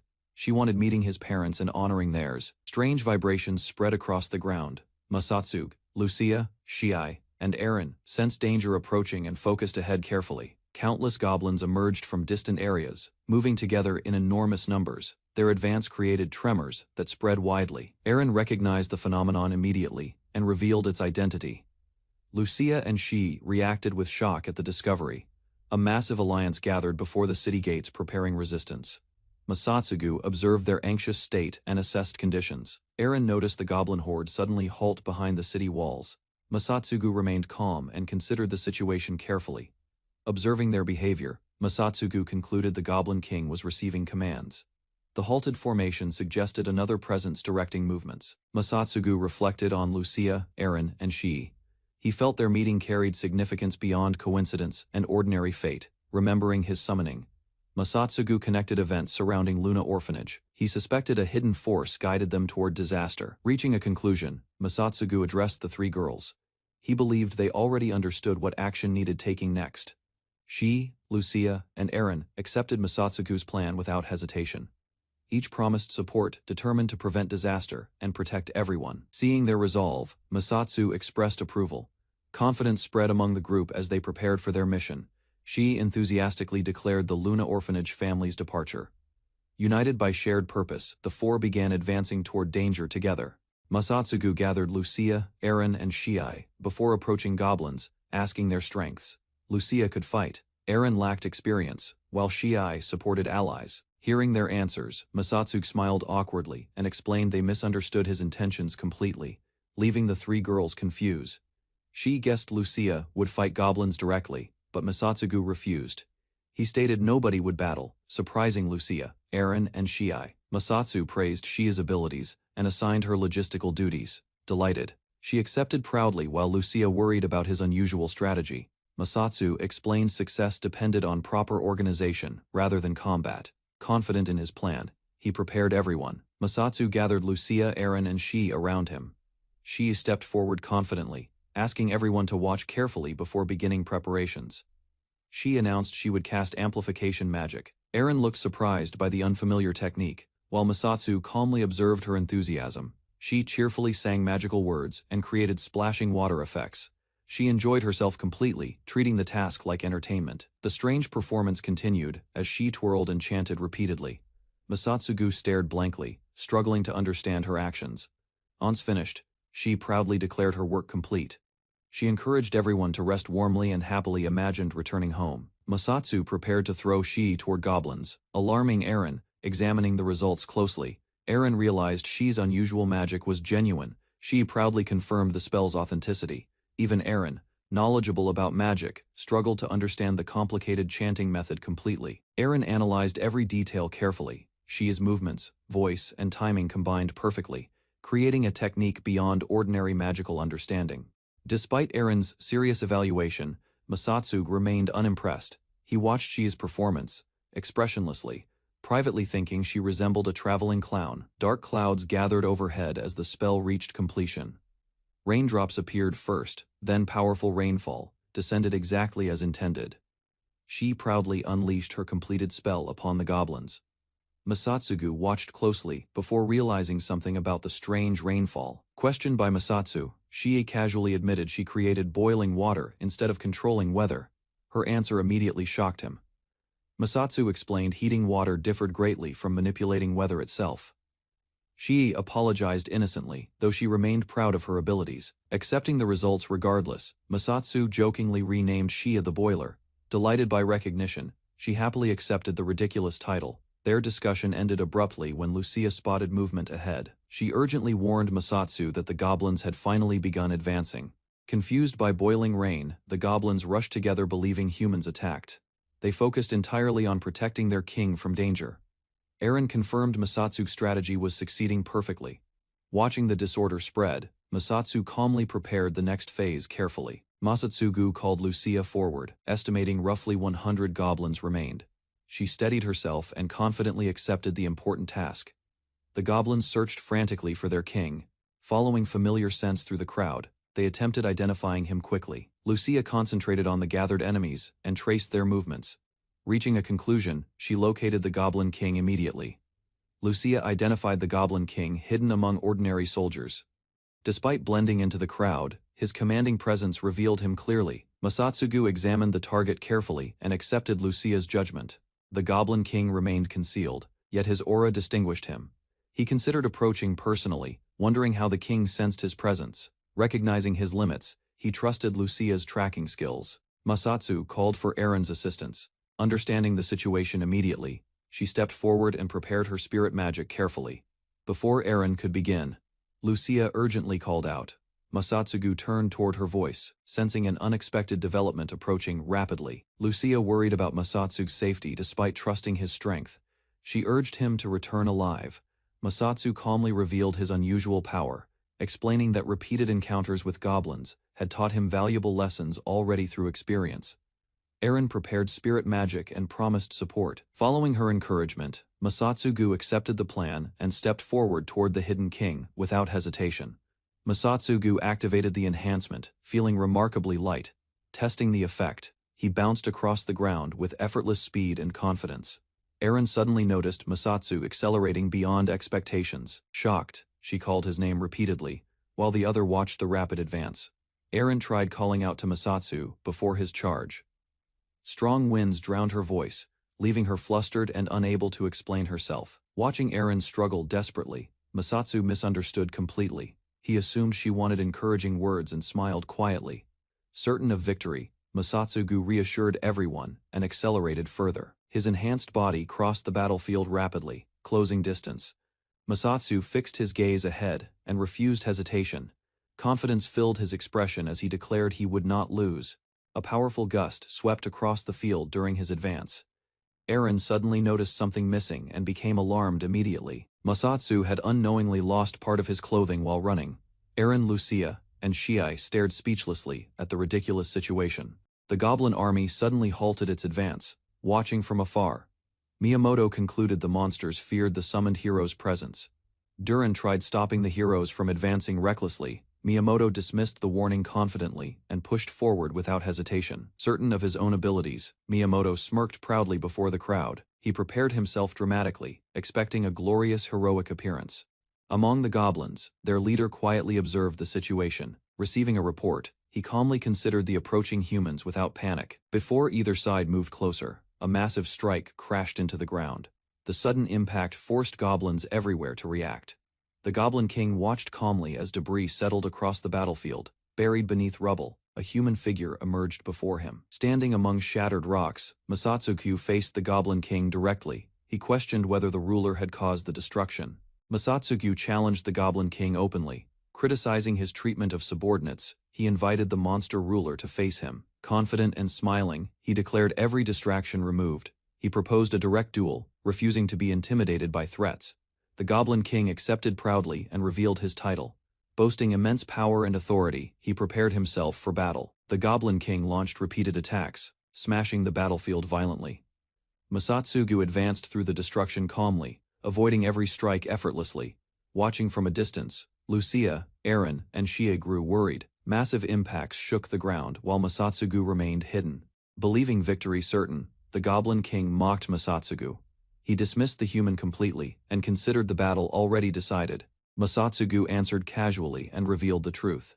The Goblin King had only forced him to use a single finger. Stunned by the revelation, the Goblin King challenged Masatsugu directly. Gripping his weapon tightly, he demanded a proper response. Masatsugu pressed forward effortlessly while restraining the Goblin King. Curious about his opponent's strength, he noted deep disappointment instead. Furious from humiliation, the Goblin King launched another attack. Masatsu calmly questioned his actions while avoiding the strike completely. The assault failed immediately. Crashing through rubble and debris, the Goblin King lost momentum and struggled to regain control. Masatsu counterattacked decisively, with overwhelming speed. Several powerful blows landed consecutively, leaving the Goblin King unable to respond effectively. Reeling from repeated impacts, the Goblin King staggered backward. His confidence crumbled as the one-sided battle continued relentlessly. Masatsu declared nobody threatening his orphanage would escape. Standing amid dust and rubble, he remained completely confident and unshaken. Breathing heavily, the Goblin King admitted defeat seemed near, yet he warned Masatsugu that the battle was unfinished. Raising a hand, the Goblin King addressed an unseen existence. Masatsugu watched silently, uncertain about his strange behavior. The Goblin King offered himself as a vessel and begged for power. Uneasy, Masatsugu sensed something dangerous approaching rapidly. A massive presence suddenly descended upon the battlefield. Dark energy gathered everywhere, leaving Masatsu confused as reality itself changed. The ritual succeeded as a terrifying presence descended into the Goblin King. Excited goblins celebrated, believing overwhelming power had arrived. The transformed ruler suddenly screamed in pain. His body twisted violently, suggesting the summoned force exceeded his limits completely. A dark figure emerged and spoke strangely. Observing calmly, Masatsugu wondered how such immense magic appeared without consequences. The creature continued changing grotesquely. Flesh expanded, limbs distorted, and monstrous features multiplied as the transformation progressed uncontrollably before everyone. The mutation finally produced a gigantic demon-like monster towering above Masatsu. Studying it carefully, he considered his next move. A fallen king lay wounded among rubble while a monstrous creature noticed him. Its many eyes focused sharply, revealing dangerous intent. The beast rose from its position and expanded its massive form before Masatsu, who watched quietly without retreating. Masatsugu stared at the creature and judged its behavior coldly. He realized it no longer recognized its own kind and pitied its decline. Enraged by the remark, the monster threatened Masatsugu and clung to wounded pride as a king refusing reason. The creature charged forward, declaring death upon Masatsugu. Yet he remained calm, preparing to face the attack with confidence. Masatsugu watched calmly as enormous tentacles struck the ground around him. Cracks spread through rock while he avoided. Studying the pattern, Masatsugu realized every tentacle moved separately. The discovery explained their coordination and made the threat far more dangerous. Several tentacles descended together and cornered Masatsugu briefly. He slipped between attacks, then stomped one appendage hard, causing pain. The monster roared in agony. Masatsugu clicked his tongue, recognizing the battle remained difficult, despite gaining a small advantage. Believing victory certain, the creature opened countless jaws. He faced the display without hesitation or fear, keeping his stance steady. Masatsu smirked and revealed his plan. The monster hesitated in confusion, realizing its apparent advantage had relied upon deception alone. Its enormous body stiffened as uncontrolled tentacles wrapped around it. Multiple appendages tangled together, restricting movement. Masatsugu observed calmly while the monster struggled against itself. He mocked its simple actions and questioned whether it controlled anything. Analyzing the result, Masatsugu explained his conclusion. Independent tentacles could attack one another, turning the monster's strength into weakness. The creature screamed while its body tore itself apart. Masatsu declared the king finished and watched its miserable end unfold. Masatsu questioned whether a curse kept the Goblin King alive despite ruin. Drawing his sword, he offered release through death. Raising the blade overhead, Masatsu admitted the Goblin King was the first opponent, forcing him to wield a sword at full strength. Believing a single decisive strike would suffice, Masatsu measured the distance carefully. The Goblin King briefly questioned his identity as Masatsu leaped forward. Between broken tentacles, the monster showed fleeting clarity and awareness once more. Masatsugu answered simply that he managed an orphanage, then advanced. His attack crashed down while debris scattered, and the defeated king collapsed. The Goblin King mocked Masatsugu's claim yet listened carefully. Masatsugu explained victory came from his role and responsibilities protecting others. Masatsugu revealed his ability, granted overwhelming power whenever orphanage children needed protection. Declaring that purpose firmly, he unleashed another strike. The battle ended completely as the landscape transformed from destruction. Examining his damaged weapon, Masatsugu considered finding another sword. Standing within the altered terrain, Masatsugu noticed distant movement. His attention shifted toward an approaching force gathering beyond the horizon. Elsewhere, Miyamoto addressed surrounding people with confidence while chaos spread across the area. He urged everyone onward as strange disturbances continued. Miyamoto stood before a wounded goblin and proudly challenged it. Confident in his reputation, he demanded another opponent step forward. The goblin attacked fiercely and injured Miyamoto. Shocked companions rushed toward him while the monster continued pressing forward. Despite visible fear, Miyamoto forced a confident smile. Gripping the holy sword tightly, he insisted there was absolutely nothing concerning, attempting to maintain authority. Miyamoto repeated his claims confidently. His expression suggested determination, though sweat revealed growing pressure and doubt. Miyamoto shouted dramatically and launched a powerful strike. The goblin suffered a deep wound while he praised his own greatness. Miyamoto stood over a fallen goblin with sword ready. Believing victory secured, he watched the battlefield while remaining completely unaware. Surveying the field, Miyamoto claimed enemy numbers had decreased greatly. He urged everyone to stay calm and continue searching.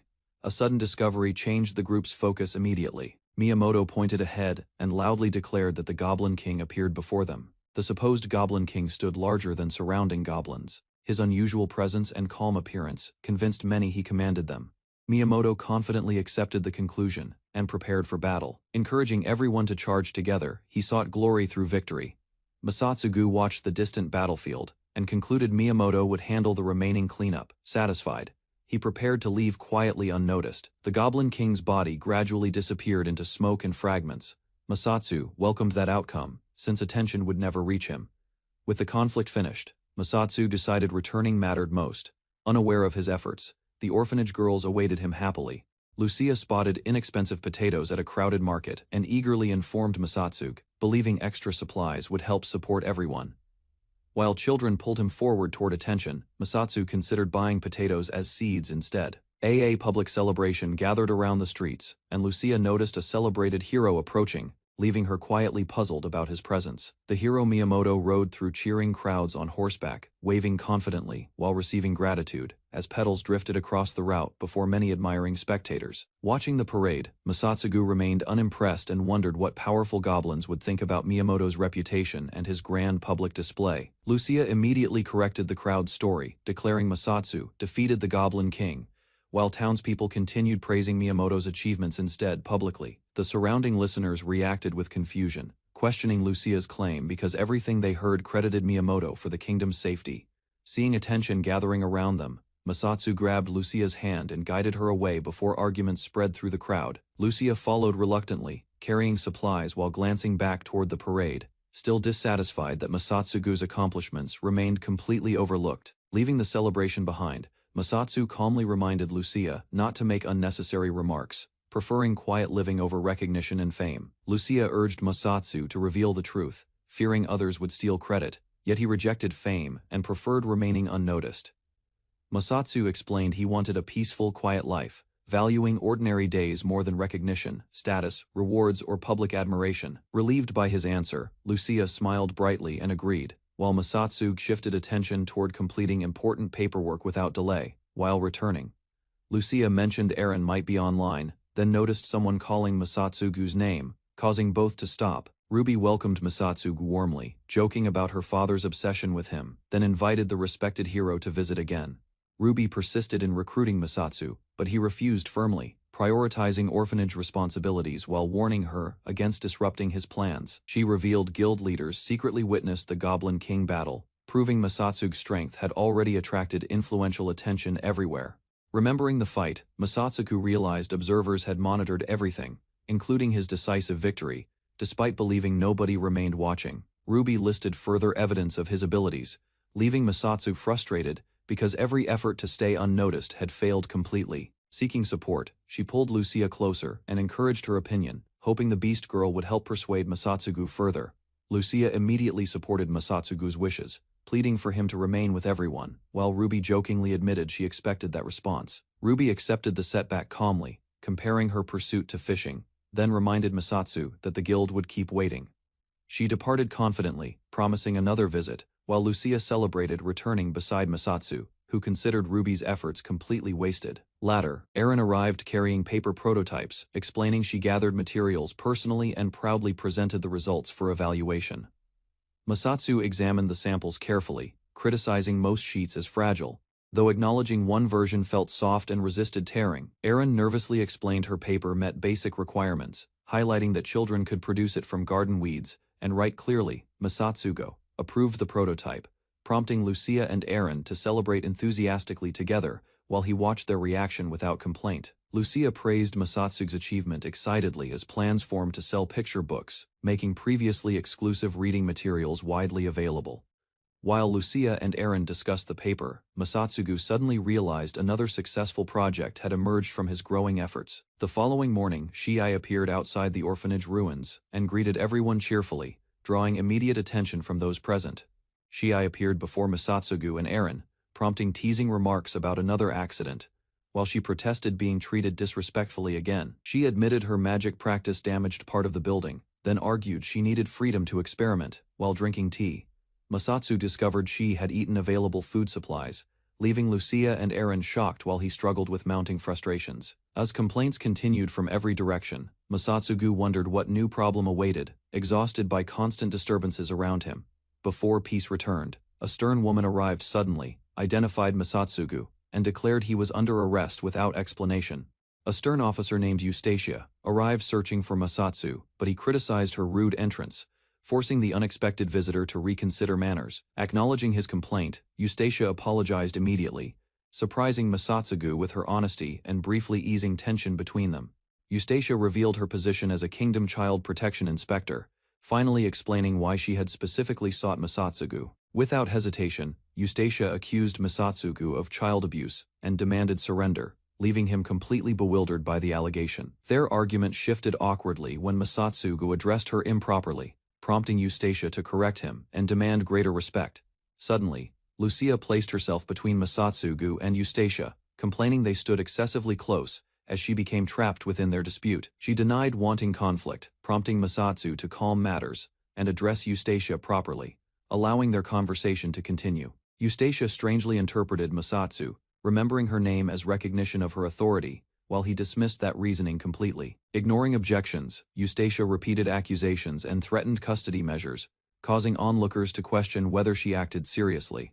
Masatsu refused compliance, arguing ignorance of local laws changed nothing because he would not admit guilt for crimes. Eustacia demanded evidence supporting Masatsugu's innocence, insisting he kept pretending nothing happened, while maintaining her aggressive investigation stance. She explained the accusation originated from information reaching authorities through royal channels, leaving Masatsu confused about such attention. Eustacia revealed the complaint involved she, Aaron, and Lucia, claiming information suggested Masatsugu had acted improperly toward them. Hearing the accusation, Masatsugu awkwardly admitted he had indeed done something involving the three girls, alarming everyone instantly. Lucia hurriedly clarified Masatsu behaved honorably, explaining he never crossed boundaries, despite sharing living space, strongly defending his character.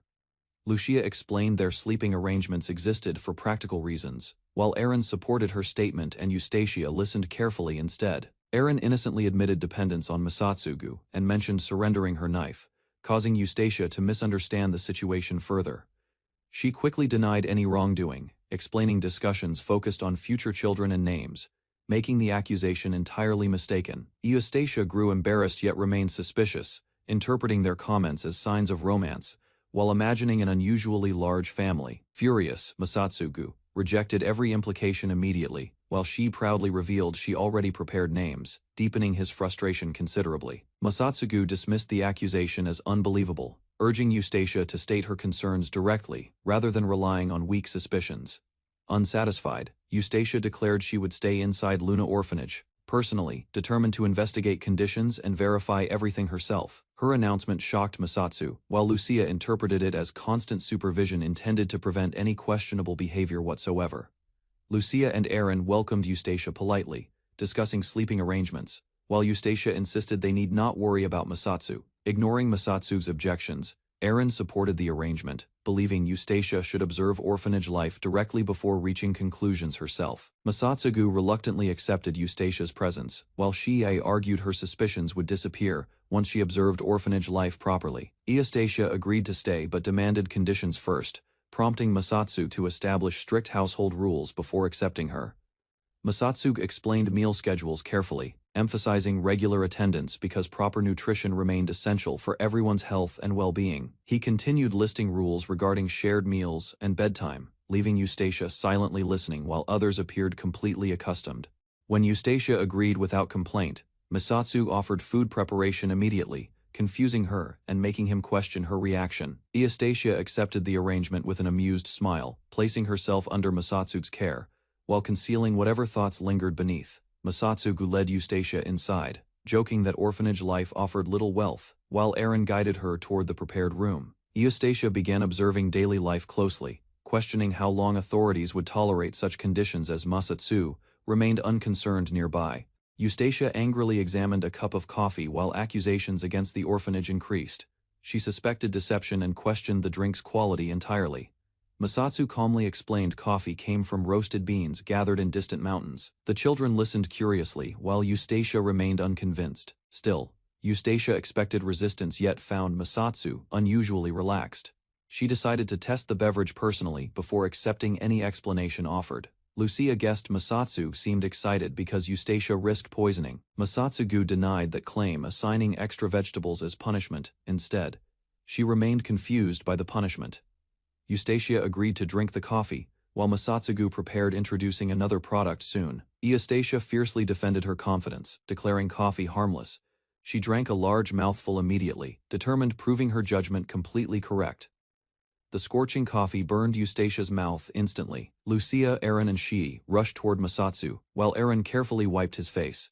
Everyone sampled the coffee and shared opinions. Lucia praised its smooth taste, while Masatsugu received criticism for his questionable cooking skills. Masatsugu checked Eustatia's condition seriously. She remained unharmed, and he warned everyone against excessive drinking because coffee could prevent sleep. Eustacia apologized for causing trouble and bowed respectfully. Masatsugu accepted calmly, mentioning punishment only for wasting food unnecessarily. Masatsu gathered everyone inside the kitchen and announced another new product. The group listened attentively, while preparations began without delay. Outside, Masatsugu revealed furniture and a sign for Luna Cafe. He inspected everything proudly as the girls finished changing. Lucia, Aaron, and she appeared wearing matching maid outfits. Their cheerful expressions showed excitement while presenting the completed cafe theme. Lucia admired the outfit enthusiastically and thanked Masatsugu for inspiring the idea. Working in such clothes felt exciting to her. Aaron felt embarrassed and doubted the outfit suited her appearance. Masatsugu disagreed immediately, insisting the clothing matched everyone perfectly.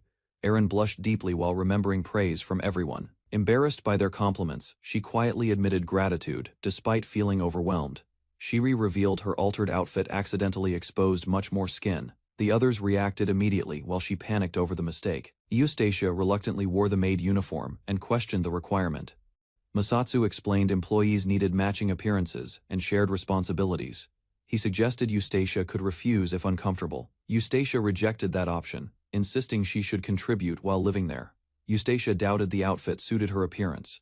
Masatsugu argued aprons looked good on women generally, leaving her flustered and speechless. Masatsugu honestly told Eustacia the apron suited her well. The girls silently agreed, leaving her embarrassed by the unexpected praise. Accepting the situation reluctantly, Eustacia finished dressing properly.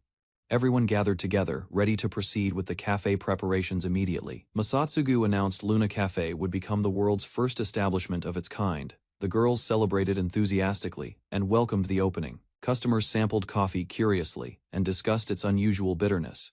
Masatsugu explained its foreign origins, attracting interest from the gathered visitors. Lucia charmed an elderly customer through friendly conversation. Meanwhile, Masatsu promoted coffee as a rare specialty, encouraging greater customer interest. Lucia smiled warmly after receiving praise from a customer. Though embarrassed by the attention, she expressed sincere gratitude cheerfully. Aaron reported suspicious visitors had returned searching for her. She described their requests, while Masatsugu dismissed them and protected her. She ignored formal titles and focused on serving customers. The troublesome visitors complained loudly, but she continued working confidently. Masatsugu noticed Eustacia looked unhappy while working. He assumed difficult customers caused trouble, yet she denied being bothered directly. Eustacia admitted practicing smiles exhausted her quickly. Masatsu suggested handling orders personally, leaving her surprised by the straightforward proposal. Eustacia followed Masatsu's advice and approached customers directly. Her stern expression startled an elderly man, though she remained determined. The customer hesitated while ordering coffee. Eustacia corrected his wording repeatedly, creating tension despite trying to handle requests properly. Realizing her mistake, Eustacia formally confirmed the order and apologized. The customer accepted calmly, ending the uncomfortable exchange peacefully. Eustacia immediately summoned Masatsu for assistance with the coffee order. Her dramatic request surprised both him and the customer. Masatsugi explained Eustacia frightened customers unintentionally. She defended her efficiency proudly, while he questioned her suitability as waitress. Masatsugu apologized sincerely for Eustacia's behavior toward a customer. Eustacia protested immediately, while he promised addressing matters personally later.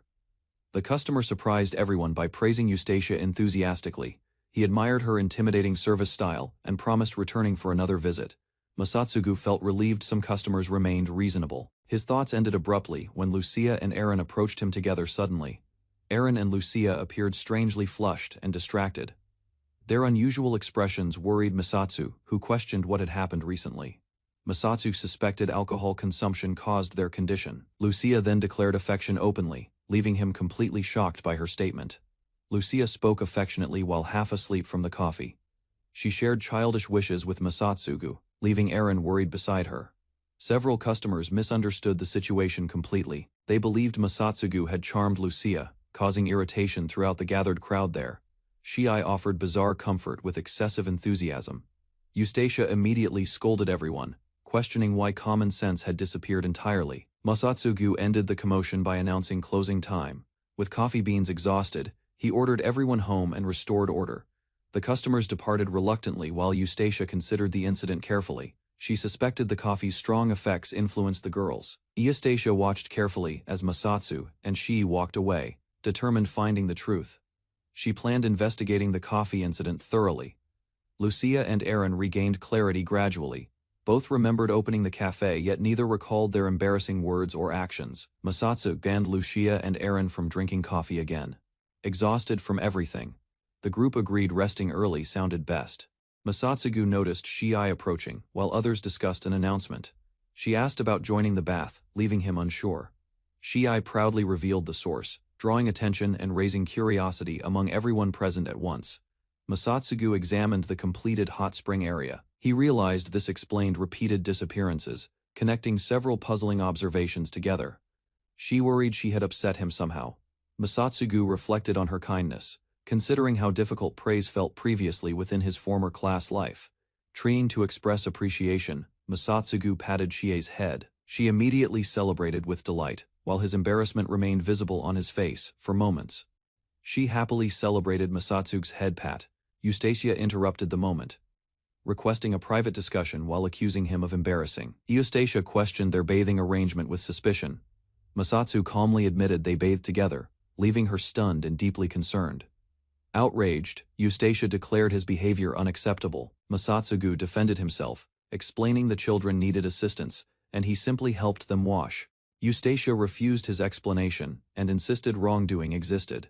She announced her intention to investigate personally, determined to verify everything herself. She proposed joining the bath to gather evidence while protecting the children. Masatsu reluctantly accepted, though discomfort showed clearly throughout.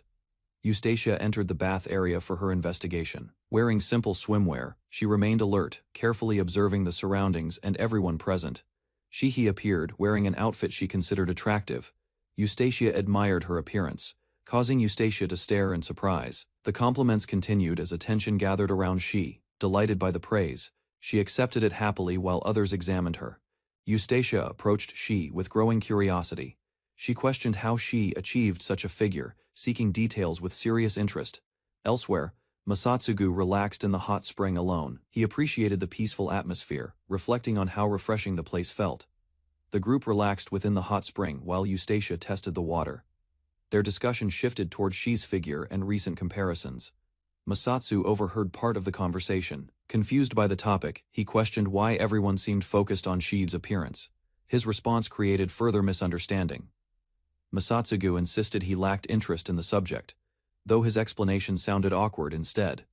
Lucia and Aaron reacted differently to the discussion. Their comments revealed personal curiosity, causing Eustacia's frustration to increase greatly. Eustacia concluded the reasons seemed obvious. She believed Shi's feelings for Masatsugu explained why everyone cared about the matter. Masatsugu accepted Eustacia's assumption without resistance. Shiai immediately protested loudly, denying accusations while protecting her dignity from embarrassing claims. Eustacia insisted her investigation remained unfinished. Masatsu pointed out she had witnessed nothing improper, challenging the basis of her suspicions. Refusing to concede, Eustacia declared greater effort was necessary. She unexpectedly challenged Masatsugu to a washing contest, catching him off guard. Masatsu questioned her behavior calmly. Eustacia defended her actions, claiming his attitude crossed boundaries and required firm correction immediately. The challenge placed them face-to-face awkwardly. Both stared in confusion, realizing the situation appeared stranger than expected. Masatsu questioned Eustacia's strange strategy, arguing a washing match revealed nothing. She insisted exposing weaknesses would prove everything. Lucia and Aaron imagined Eustacia hunting evidence relentlessly, picturing dramatic accusations against Masatsugu, despite lacking convincing proof of wrongdoing. Eustacia boldly declared victory conditions, claiming she would win by preventing misconduct while exposing suspicious behavior. Masatsu dismissed her challenge, noting she assumed guilt without evidence. Eustacia mocked his calmness, hoping to provoke a stronger reaction. Rather than retreat, Masatsugu accepted the confrontation, declaring his pride and responsibility toward the orphanage would not allow surrender under pressure. Both competitors gripped their washing cloths, exchanged fierce stares, and officially began their absurd contest, with neither side yielding first. Eustacia and Masatsugu argued fiercely during their investigation. Neither accepted defeat, turning a simple disagreement into an intense personal contest. The contest shifted unexpectedly when Masatsu criticized Eustatia's hair condition. He pointed out damage, catching her completely off guard. Determined to prove her innocence, Eustacia resisted his claims. Masatsugu explained the signs carefully, presenting observations that supported his conclusion. While considering his explanation, Eustacia recalled recent activities. Frequent encounters with fire butterflies made her suspect a possible cause. Masatsugu assured her the damage remained limited. He recommended proper treatment and daily care, leaving Eustacia relieved and grateful. After receiving advice, Eustacia gratefully thanked Masatsugu. Excited by the discovery, she rushed toward the changing room immediately afterward. While searching inside, she struggled to locate an item.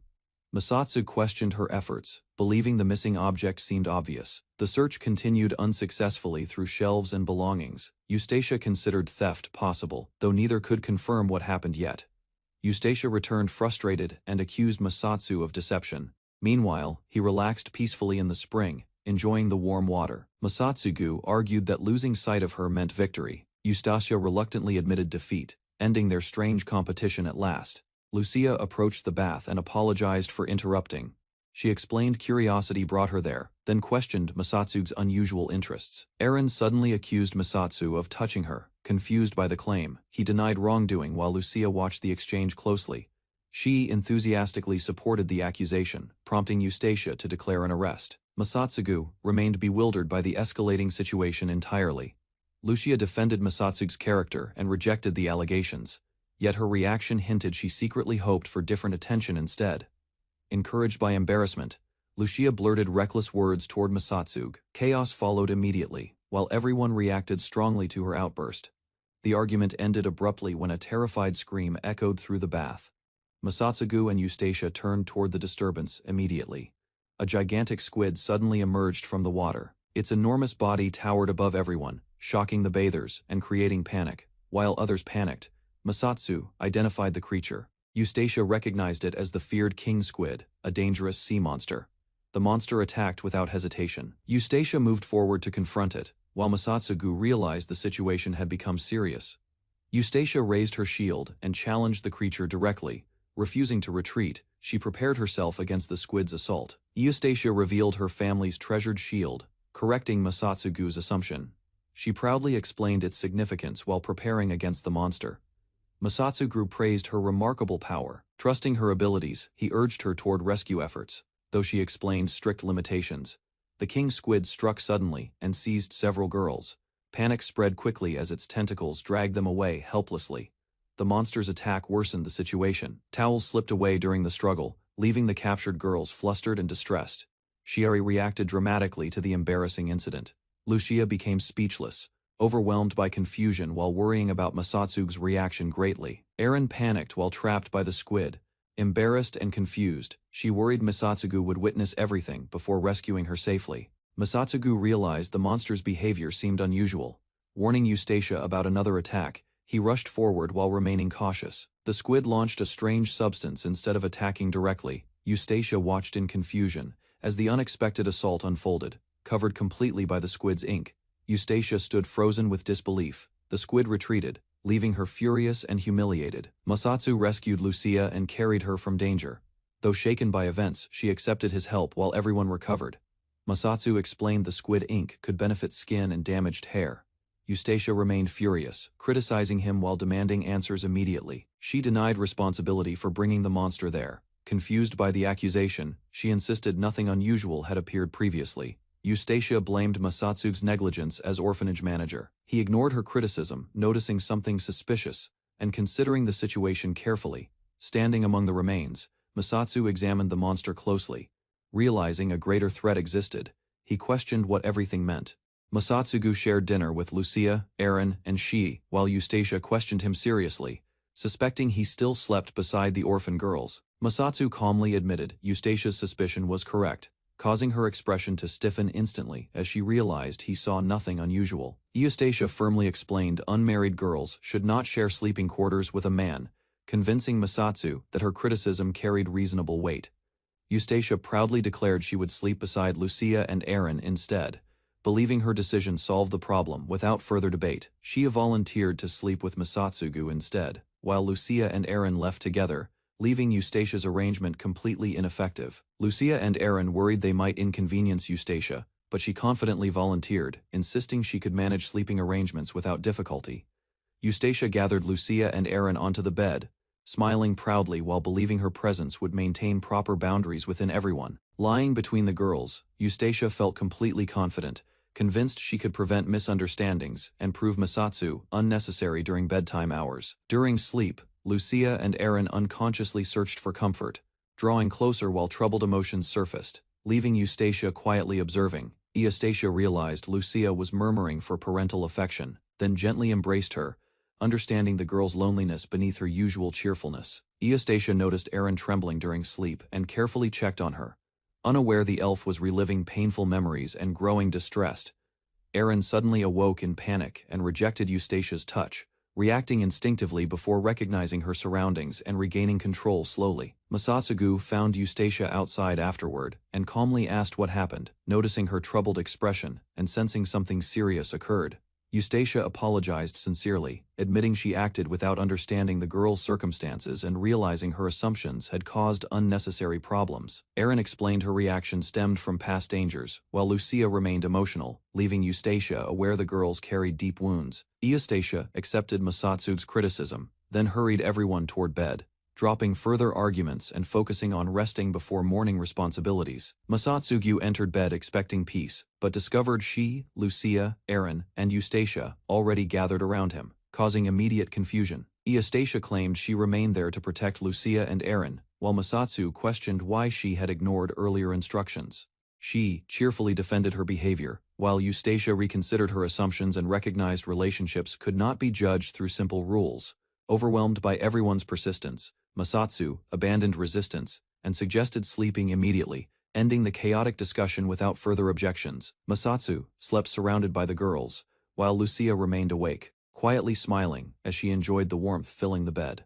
Masatsugu noticed Lucia still awake, and she admitted happiness kept her restless, making sleep difficult despite everyone's peaceful presence. Lucia confirmed her feelings, while Masatsugu awkwardly guessed the crowded arrangement caused them, failing to understand her emotions completely.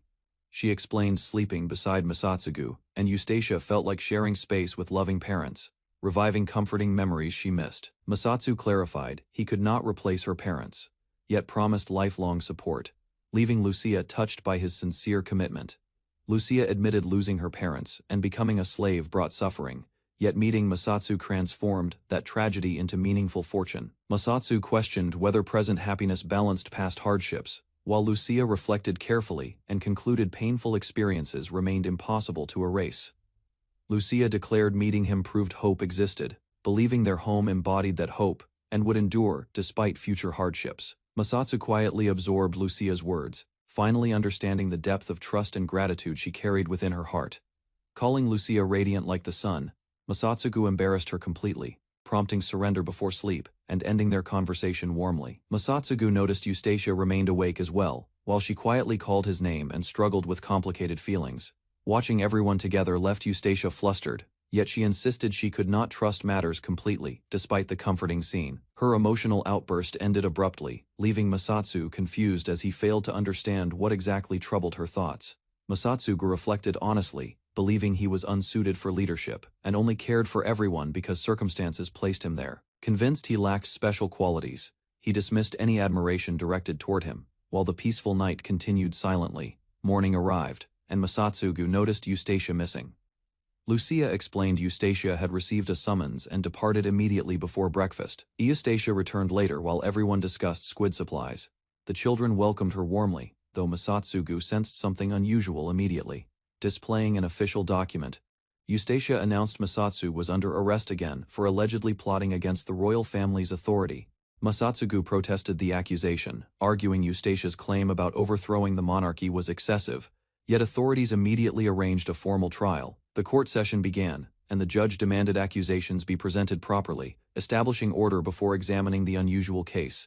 Eustacia formally charged Masatsugu with plotting a coup, citing information supposedly connected to Prime Minister Mortissimo and witnesses. Listening carefully, Masatsugu realized the proceedings resembled primitive legal practices, relying heavily on testimony rather than objective evidence. The judge confirmed witness statements would determine guilt, leaving Masatsugu Astonished, he was experiencing such outdated judicial methods firsthand. The judge requested the defense attorney appear, surprising Masatsu, who had not expected proper legal representation within the unusual proceedings. Eren and Lucia testified first, firmly stating Masatsu spent his time caring for everyone and showed no rebellious intentions. Shihi enthusiastically joined the defense, openly declaring her relationship with Masatsu, while insisting their peaceful household deserved protection. A maid named Sylvie appeared as the first witness, prompting Masatsu to recall her troublesome personality and manipulative tendencies. Ignoring Eustatia's frustration, Sylvie prepared testimony regarding Masatsu's daily behavior, while everyone anticipated what claims she would present. Sylvie praised Masatsugu's achievements, describing his victory over the Goblin King and emphasizing how modestly he concealed recognition. Her testimony escalated dramatically, portraying Masatsu as a heroic savior whose contributions supposedly benefited the entire kingdom and world. Ignoring courtroom decorum, Sylvie enthusiastically praised Masatsu's personality, embarrassing everyone while repeatedly expressing excessive admiration toward him publicly. Questioned about daily activities, Sylvie claimed Masatsu constantly attracted women, leaving him bewildered by her exaggerated description. Lucia immediately objected, accusing Sylvie of dishonesty, while Masatsugu wondered why his own defense seemed to worsen matters. Lucia objected to Sylvie's claims yet became flustered when pressed for details, struggling to explain her disagreement before everyone, nervous under attention. Lucia introduced herself awkwardly and attempted testimony, while the judge demanded clarity and proper statements. Overwhelmed by embarrassment, Lucia nearly confessed romantic feelings for Masatsu, but panic disrupted her words before completion entirely. Masatsugu interpreted Lucia's feelings as gratitude for cooking lessons, while Lucia desperately redirected attention towards serving soup regularly. Lucia remained speechless, realizing her true feelings had been completely misunderstood again. While Eustacia criticized Masatsu's oblivious response, Sylvie continued praising Masatsu excessively, provoking courtroom outrage before the judge removed her and summoned another witness immediately. The second witness introduced himself dramatically as Eren's devoted admirer, promising devotion while presenting himself with theatrical confidence. Eren rejected his advances instantly, exposing his stalker-like behavior, while Eustacia questioned why such people kept appearing unexpectedly. Ignoring warnings, the witness proudly discussed his fan club activities until Eustacia demanded testimony relevant to the trial instead. Asked about violence, the witness admitted Masatsugu defeated criminals responsibly, describing actions resembling legitimate self-defense rather than aggression. The witness ignored trial matters, encouraging Lucia's pursuit, while Eustacia struggled to keep testimony focused on relevant accusations instead. Praising Eren passionately, the witness explained his attendance stemmed entirely from admiration, leaving Masatsu questioning the courtroom's seriousness. The witness continued glorifying Eren's appearance and character,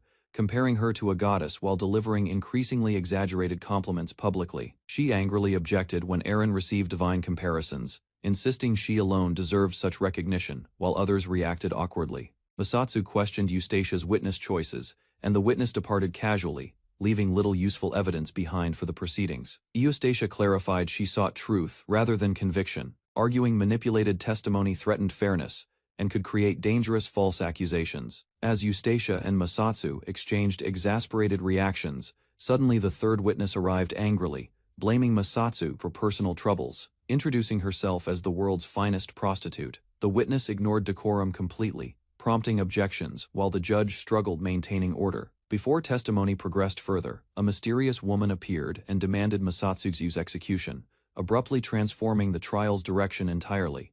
During Masatsu's trial, Mortissimo appeared as a witness and demanded swift conviction, surprising everyone with her impatience and confidence. The judge explained proper procedure required evidence before judgment, while Mortissimo remained detached, barely paying attention to anyone present. Questioning revealed Masatsu was not suspected of organizing any coup, exposing contradictions behind Mortissimo's accusations and weakening her claims. Mortissimo dismissed concerns about evidence entirely, prompting Eustacia's outrage as the witness openly supported accusing Masatsu without proof. Watching events unfold, Lucia, Eren, and she celebrated the lawyer's success, while Masatsu doubted divine intervention influenced the proceedings. Mortissimo ignored the trial's direction entirely and casually asked when Masatsugu would be executed, shocking everyone attending the hearing. The lawyers argued punishment without guilt violated the law, while Mortissimo questioned why legal details seemed so important. Suddenly, Masatsugu rejected Mortissimo's attitude and suggested she apologize for forcing an innocent person through an unnecessary public trial. Aaron confronted Mortissimo directly, condemning her rude behavior, while Lucia and Shie supported the criticism despite their confusion. Observing Mortissimo carefully, Masatsugu realized she viewed others differently, explaining her detached behavior and lack of ordinary social awareness. Masatsugu concluded Mortissimo viewed people like insignificant insects, explaining her indifference toward emotions, grudges, and ordinary human relationships. Mortissimo reacted with interest upon hearing his observation, appearing surprised that someone had accurately described her perspective so directly. When questioned further, Mortissimo implied Masatsu had uncovered her true nature, while Eustacia struggled to follow their exchange. Ignoring deeper explanations, she abruptly asked Masatsu's name, shifting the conversation away from the courtroom's earlier arguments entirely. Masatsugu firmly introduced himself and demanded remembrance, prompting Mortissimo to acknowledge him and withdraw her hostility for now. Mortissimo revealed herself as the god of death, surprising the courtroom, then reacted with unusual excitement upon finally learning Masatsugu's name. Intrigued by Masatsugu's character, Mortissimo admitted she disliked humanity generally, yet considered him different from everyone she encountered. Masatsugu remained confused while Mortissimo's attitude shifted abruptly, suggesting disappointment as she prepared to abandon ordinary courtroom proceedings. Summoning her scythe, Mortissimo announced the king had ordered Masatsugu's death, transforming the trial into a direct execution attempt. Masatsugu identified the king behind the order, but Mortissimo showed no recognition, revealing she knew nothing about Walzam. Mortissimo abandoned the courtroom approach and launched her attack, declaring time had expired while striking directly at Masatsu herself. Her deathly wind swept across the room, knocking everyone down, while Mortissimo calmly promised to cherish Masatsu's soul forever. Lucia, Aaron, and she collapsed from exhaustion after resisting the attack, leaving Masatsu alarmed and focused on protecting them. Ignoring the chaos surrounding him, Masatsugu rushed toward Mortissimo, refusing to retreat, despite facing the god of death. Mortissimo realized Masatsu had dispelled her death wind, prompting discussion about origin skills and revealing his unusual hidden power. Mortissimo identified Masatsu's origin skill as protection, concluding his power existed because he genuinely prioritized the orphaned children. Masatsu denied any noble motivation, insisting he merely fulfilled his responsibilities, while Mortissimo considered his explanation with interest. Testing her theory, she attacked again, but Masatsugu blocked it easily, confirming weaker techniques could not overcome his ability. Mortissimo explained origin skills were innate powers, then announced her intention to erase the very source behind Masatsugu's strength. She revealed destroying that source would aid her king's resurrection, exposing the true reason she targeted the orphanage. Mortissimo ended the confrontation abruptly, offering only a cryptic farewell before disappearing through a dark portal, leaving unanswered questions behind. Masatsugu watched silently as the threat vanished. Though disaster was avoided, uncertainty remained, and the mystery surrounding Mortissimo deepened. Masatsugu followed Lucia's request and continued healing her injuries. Lucia watched quietly, trusting his efforts while testing her recovery. Lucia relaxed under the treatment as warmth spread through her body. Her expression softened and she felt pain fading from earlier wounds. She suddenly sat up and denied being dead, startling Masatsu. He explained that her condition had improved enough to move, though recovery remained. Lucia happily enjoyed the attention, while Masatsugu noticed her energy returning. She and Aaron observed the scene. Aaron calmly requested equal treatment, arguing that caretaking should be fair. She eagerly supported the idea. Masatsu scolded Lucia and she, pointing out their healthy behavior. Both complained about losing attention, proving his assessment completely correct. Aaron defended the meal's quality, while Lucia praised the ingredients. Masatsugu accepted their compliments, pleased his cooking succeeded. Masatsu questioned whether divine figures should eat meat. Shii loudly declared her status, while others struggled following the unusual discussion. Aaron explained, mountain customs valued meat as a blessing. Shii introduced a water spirit, clarifying different beliefs between various groups and their traditions. She recalled repeated rejection from fellow spirits and felt wronged. Masatsugu dismissed her complaint, leaving Lucia amused by the exchange. Masatsugu arrived as Lucia mentioned more production. They discussed making something new, while Lucia admitted enjoying the previous treatment session. Eustacia interrupted the gathering and demanded attention. She complained the meat had vanished quickly, then urged everyone to listen. Masatsugu revealed he had found someone willing to adopt the children. Eustacia immediately rejected the topic, showing little interest in development. The group stared at Eustacia in confusion, while Shiri looked excited beside Masatsugu. Lucia held supplies silently, and Aaron watched the exchange unfold. Suddenly a disturbance outside drew attention toward a building. Masatsugu sensed trouble immediately as an ominous sign appeared. Masatsugu carried Eustacia away from the commotion, and questioned the situation. Eustacia explained the children had suddenly become unusually troublesome again. The girls hid behind a door, and rejected adoption completely. Masatsugu tried calming them, but they refused meeting foster parents. Lucia tearfully declared she would never leave. Aaron became equally emotional, insisting nobody would listen to such a proposal. Shia dramatically argued Masatsu needed their support and care. Masatsugu denied, remembering such dependence while strange slime gathered on floor. The slime suddenly launched an attack from behind. Masatsugu noticed the danger too late and reacted with startled alarm. Lucia, Aaron, and Shi coordinated their efforts to follow Masatsugu everywhere. Their teamwork succeeded so well that he became completely soaked. Masatsu argued adoption would provide better futures for them.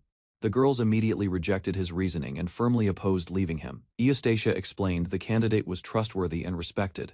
Masatsugu apologized, realizing he had underestimated how attached the children became. Masatsugu reflected on his mistake and recognized the deeper issue. Simply locating adoptive parents could not solve everything involved. Eustacia questioned his true feelings toward the children. Despite denying concern repeatedly, Masatsugu's reaction revealed he cared far more deeply. The girls listened from behind the door and remained unconvinced. Each believed Masatsugu should continue raising them despite his arguments.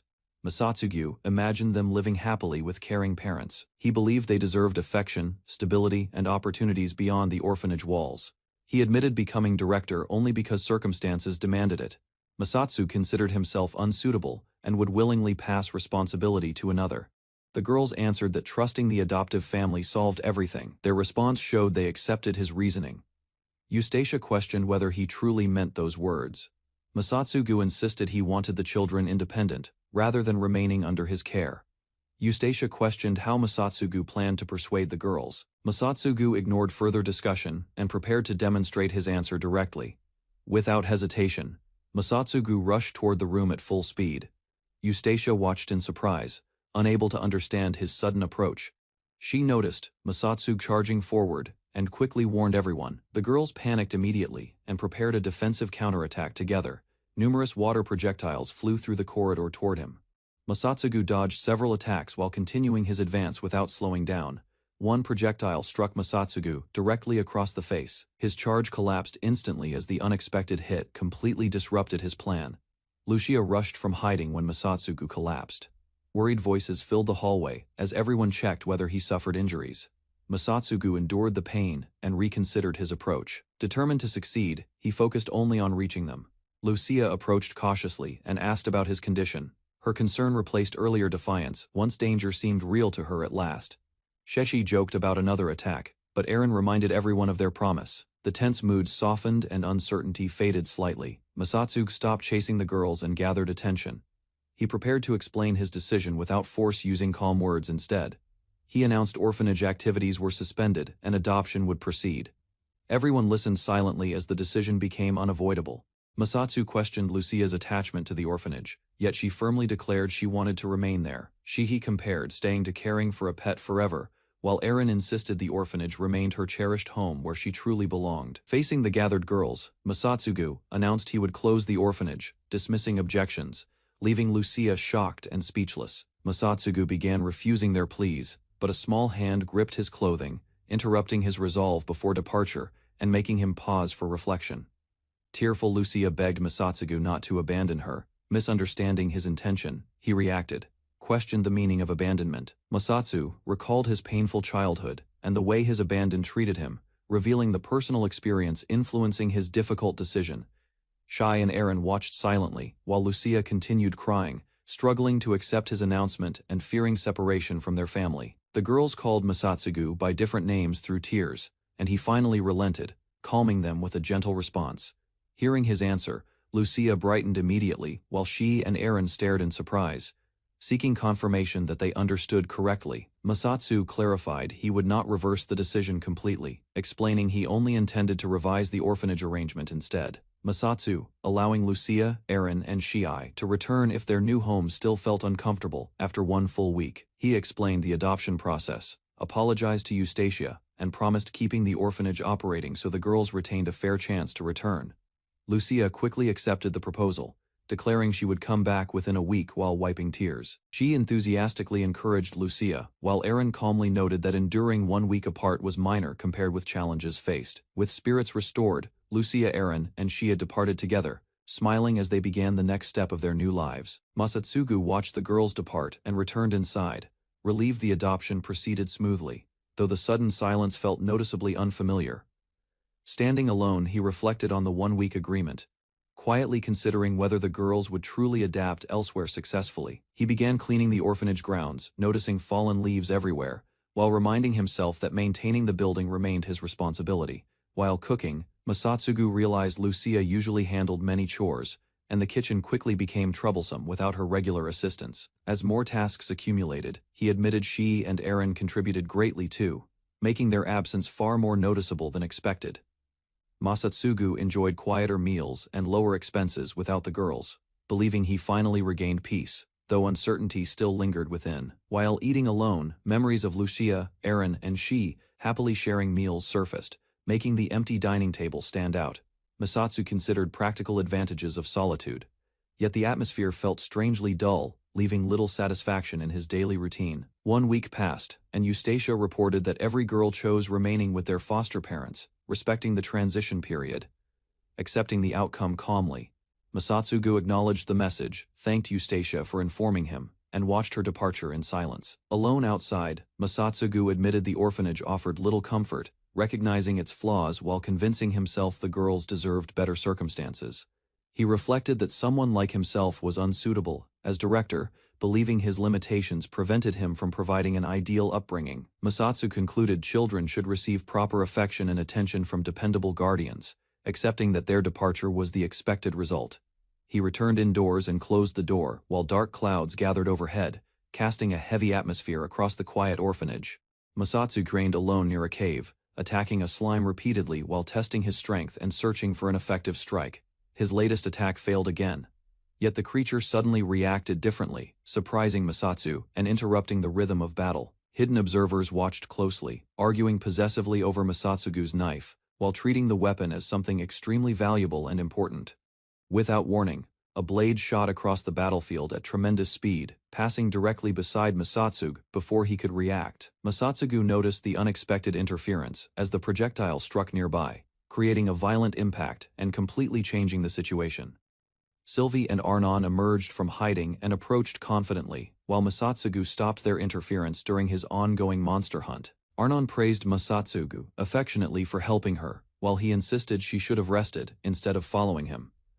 Masatsu questioned her reasoning, but the pair interpreted his response positively, turning the discussion into another playful misunderstanding. Reflecting on his condition, Masatsu admitted struggling against a minor creature, then asked whether the women completed their scouting task. Sylvie reported finding no monsters during their search, explaining they returned early simply because they preferred accompanying Masatsugu. Masatsugu learned the women were Arnon Kimberg and Sylvie Riskus, daughters of influential families connected to powerful organizations and society. Hearing their backgrounds, Masatsugu regarded them as troublesome figures, preferring a quiet existence without involvement in complicated affairs whatsoever. While continuing his work, he questioned why they constantly accompanied him, explaining he was merely trying to earn a living. Sylvie responded playfully, claiming love motivated her unusual behavior, while Arnon eagerly agreed and supported the same sentiment toward him. Arnon boldly credited Masatsugu for saving her life and declared marriage essential, expressing intense devotion that left little room.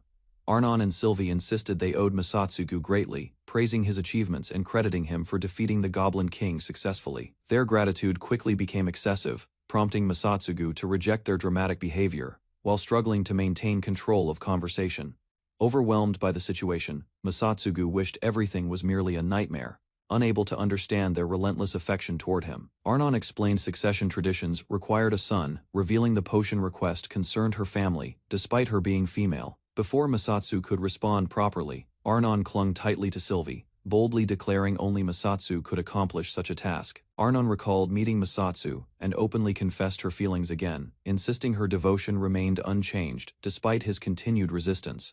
Masatsu responded harshly, criticizing her behavior and questioning her judgment, yet Arnon appeared pleased rather than discouraged by it. Ignoring their persistence, Masatsugu decided to continue alone, while Sylvie and Arnon eagerly followed and encouraged the discussion further.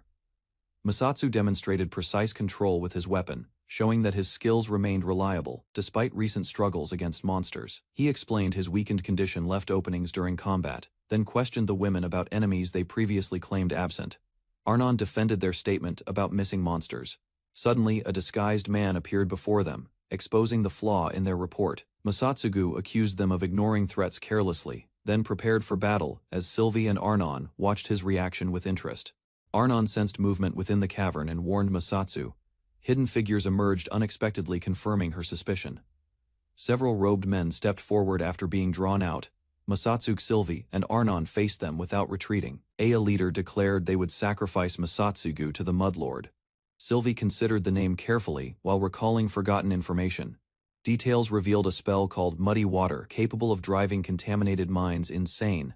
Masatsugu listened closely, as the connection became increasingly clear there. Arnon recognized the situation immediately and questioned the obvious answer. A sudden impact interrupted movement as someone struck the ground. Masatsu gripped his sword and resolved to handle the hostile men himself, remaining calm despite their contempt. The cultists mocked his small group and rushed forward, laughing loudly while Masatsugu, Sylvie, and Arnon stood firm inside the cavern passage. Masatsugu moved first, drawing his blade in one smooth motion, while Sylvie and Arnon leaped aside, creating space for his attack. With a powerful sweeping strike, Masatsugu cut through the charging formation, sending several attackers reeling backward as panic spread.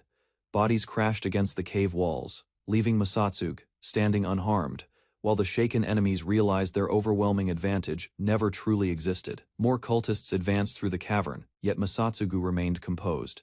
He noted his strength control improving while Sylvie confidently praised him.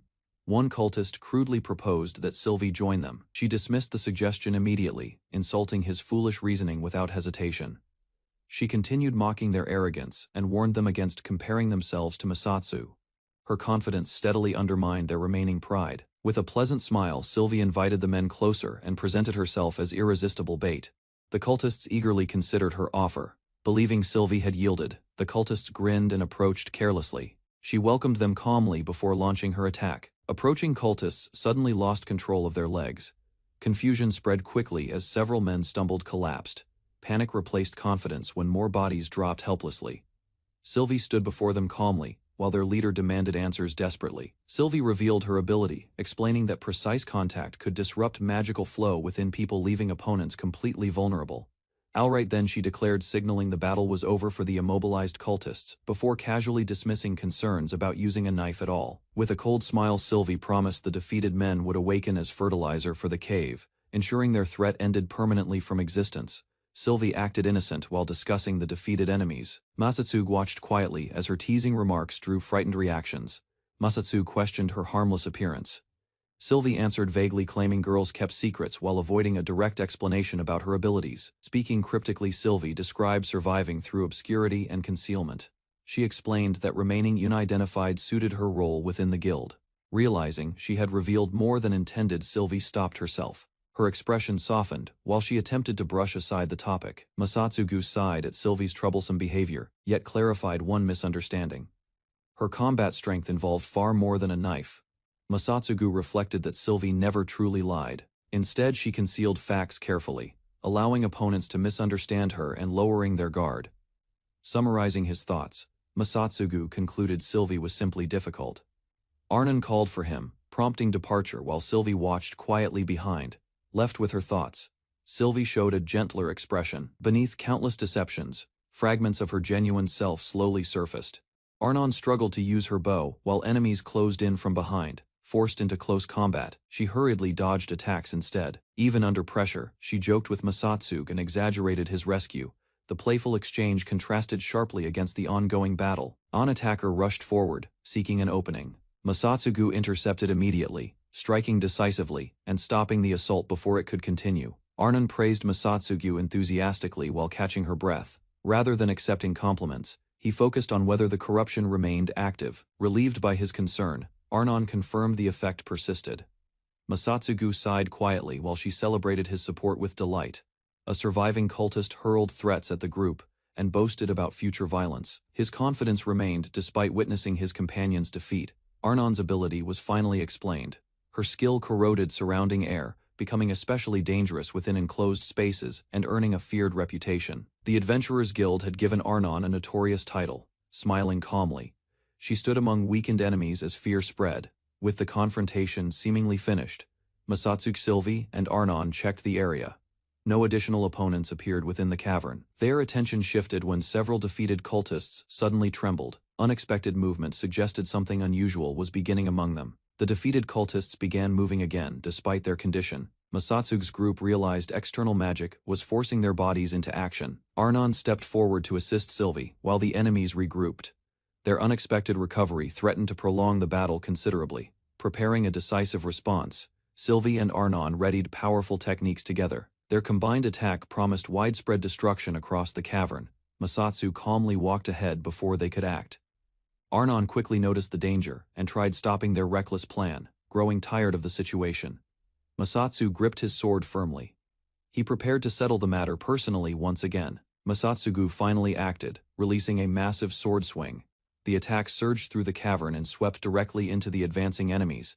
The overwhelming strike smashed cultists across the cave and shattered surrounding rock. Bodies crashed down while debris scattered everywhere. As dust settled, every opponent lay defeated. Arnon complained that Masatsugu could have ended the confrontation much sooner. Sylvie explained Masatsugu could deliberately restrained his strength. Even weakened, his attack nearly collapsed the cavern and destroyed his weapon. Masatsugu approached the cult leader and woke him. Regaining awareness, the man realized he had been rescued unexpectedly. Questioning the cult leader, Masatsugu learned about a feared goddess. Rumors described her as cruel corruption itself and darkness incarnate. Hearing she was called a goddess, Masatsugu grew cautious. The connection to divine beings suggested a far more serious threat. While discussing the mysterious figure, the group prepared to leave. The cult leader awkwardly admitted some rumors about her were exaggerated. He recalled the goddess obsessively chasing a dropped coin and collecting valuables. The strange story confused Masatsugu considerably instead. Sudden rumbling interrupted the conversation. A familiar voice answered the cult leader's call, leaving everyone startled and alarmed. The rumbling source finally appeared before the group, claiming to be both a vicious goddess and fallen angel. The newcomer emerged dramatically. Instead of a terrifying monster, the goddess She introduced herself confidently. Her unexpected appearance left Masatsugu, Sylvie, and Arnon stunned. She suddenly appeared before Masatsugu, proudly announcing herself. She gathered crackling power around her fist, preparing a dramatic attack. She released her strike with full strength. The impact smashed through stone violently, scattering debris everywhere, while Masatsugu watched her reckless display. Dust settled across the damaged area. Masatsugu questioned why She had arrived, while Sylvie and Arnon observed the destruction and listened.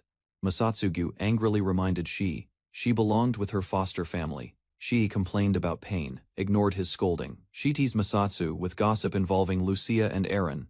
She offered an embarrassing story, while Masatsugu quickly rejected. Masatsugu questioned She about events following her adoption. He suspected manipulation influenced her actions, though she laughed and dismissed concern. She explained, nobody stole the bandits' reasoning completely. She claimed another divine aspect, merely encouraged obedience, shaping their behavior instead. She described how gods possess multiple aspects governing different concepts. Masatsugu listened quietly, gradually understanding her explanation about divine influences.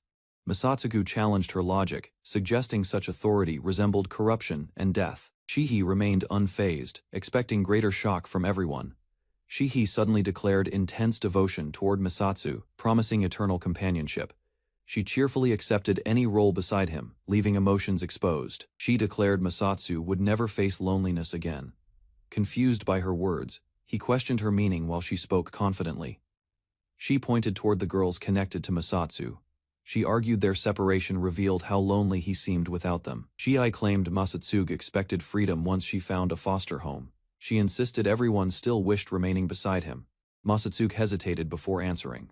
Watching Sylvie and Arnon nearby, he admitted he could not completely deny Shiai's observation anymore. Masatsugu reflected on his feelings carefully. He realized years of self-restraint dulled his emotions, leaving many thoughts unrecognized. Masatsugu reflected on Shi's words and questioned his feelings. Shi bluntly called him foolish, pushing him towards self-awareness gently. Shi urged Masatsugu to follow his true desires. She criticized his habit of ignoring important emotions, despite understanding others. Masatsugu admitted regretting a past decision involving his first love. He blamed himself for yielding under pressure and expectations. Shiri abandoned restraint and openly declared her intentions. She promised eternal companionship, rejected sharing him, and claimed him completely. Hearing her confession, Masatsugu fell silent. Her straightforward devotion left him speechless, forcing him to confront hidden emotions. Masatsugu borrowed Sylvie's mithril sword and drew it calmly, watching Shiri's behavior. He concluded her personality remained completely unchanged despite everything. Without warning, Masatsu struck Shi lightly. She yelped in surprise, while he dismissed her dramatic declarations as tiresome nonsense. Shi clutched the sore spot and complained loudly. Masatsugu joked she was not his preferred type, leaving her startled. Masatsu proposed a duel to test her proclaimed divinity. He promised any reward she desired if victory became hers. Hearing that promise, Shi immediately accepted. Excited fantasies filled her mind, and she eagerly imagined countless possibilities beside him. Both prepared for their unusual contest. She vowed eternal closeness, while Masatsugu faced her challenge with cautious determination ahead. Masatsugu prepared for the duel, while Shi proudly introduced herself as a powerful goddess. She declared unmatched maternal devotion toward him. Floating confidently above the battlefield, Shi reminded everyone of her divine status. She emphasized her authority and immense strength. She activated a flood attack and boasted about overwhelming power. Masatsugu watched calmly, showing little concern toward her display. Masatsugu immediately countered with a swift sword strike. The attack sliced through the incoming force, surprising observers watching nearby. Seeing her attack stopped effortlessly, Shi laughed instead of panicking. Masatsu suspected victory might come easier than expected. Masatsu analyzed the battlefield and recognized Shi's intentions. Melting walls revealed danger, confirming this duel required serious effort already. Determining Shi would not restrain herself, Masatsugu moved instantly. He leaped across the area, preparing another attack with caution. Shi summoned eerie divine magic, connected to restless spirits. Countless ghostly hands emerged, transforming the battlefield into chaos quickly. The supernatural assault rushed toward Masatsugu from every direction. He dodged desperately while criticizing Shi's excessive display of power. Realizing direct contact meant certain danger, Masatsu retreated briefly. He unleashed a powerful slash, cutting through approaching threats. Shi assured everyone the attack would not cause true death. Sylvie and Arnon struggled desperately while avoiding countless reaching hands. Sylvie watched the overwhelming spectacle with concern. The scale of Shi's divine abilities felt closer to ancient myths than reality. Sylvie and Arnon caught their breath amid sizzling destruction. Realizing the danger exceeded them, they decided immediate retreat remained necessary. Checking on everyone, Sylvie explained she used a treasured amulet. Arnon revealed activating her special skill helped their survival. Sylvie assessed the situation and warned of serious trouble. She believed Shi could maintain the undead horde while recovering. Masatsugu recalled Shi repeatedly injuring herself through magical experiments. Despite constant failures, she always recovered quickly and continued trying. Observing her condition carefully, Masatsugu noticed Shi still had not recovered completely. Her connection to death, magic prevented easy healing. Recognizing her weakness, Masatsugu formed a strategy immediately. He assigned others against the undead hands while confronting Shi himself. Shi applauded Masatsugu's decision from across the battlefield. She acknowledged his judgment, showing amusement rather than concern or fear. She accused Masatsu of acting clever during their duel. She preferred facing him alone, while he remained visibly irritated. Masatsugu understood Shi acted according to her feelings.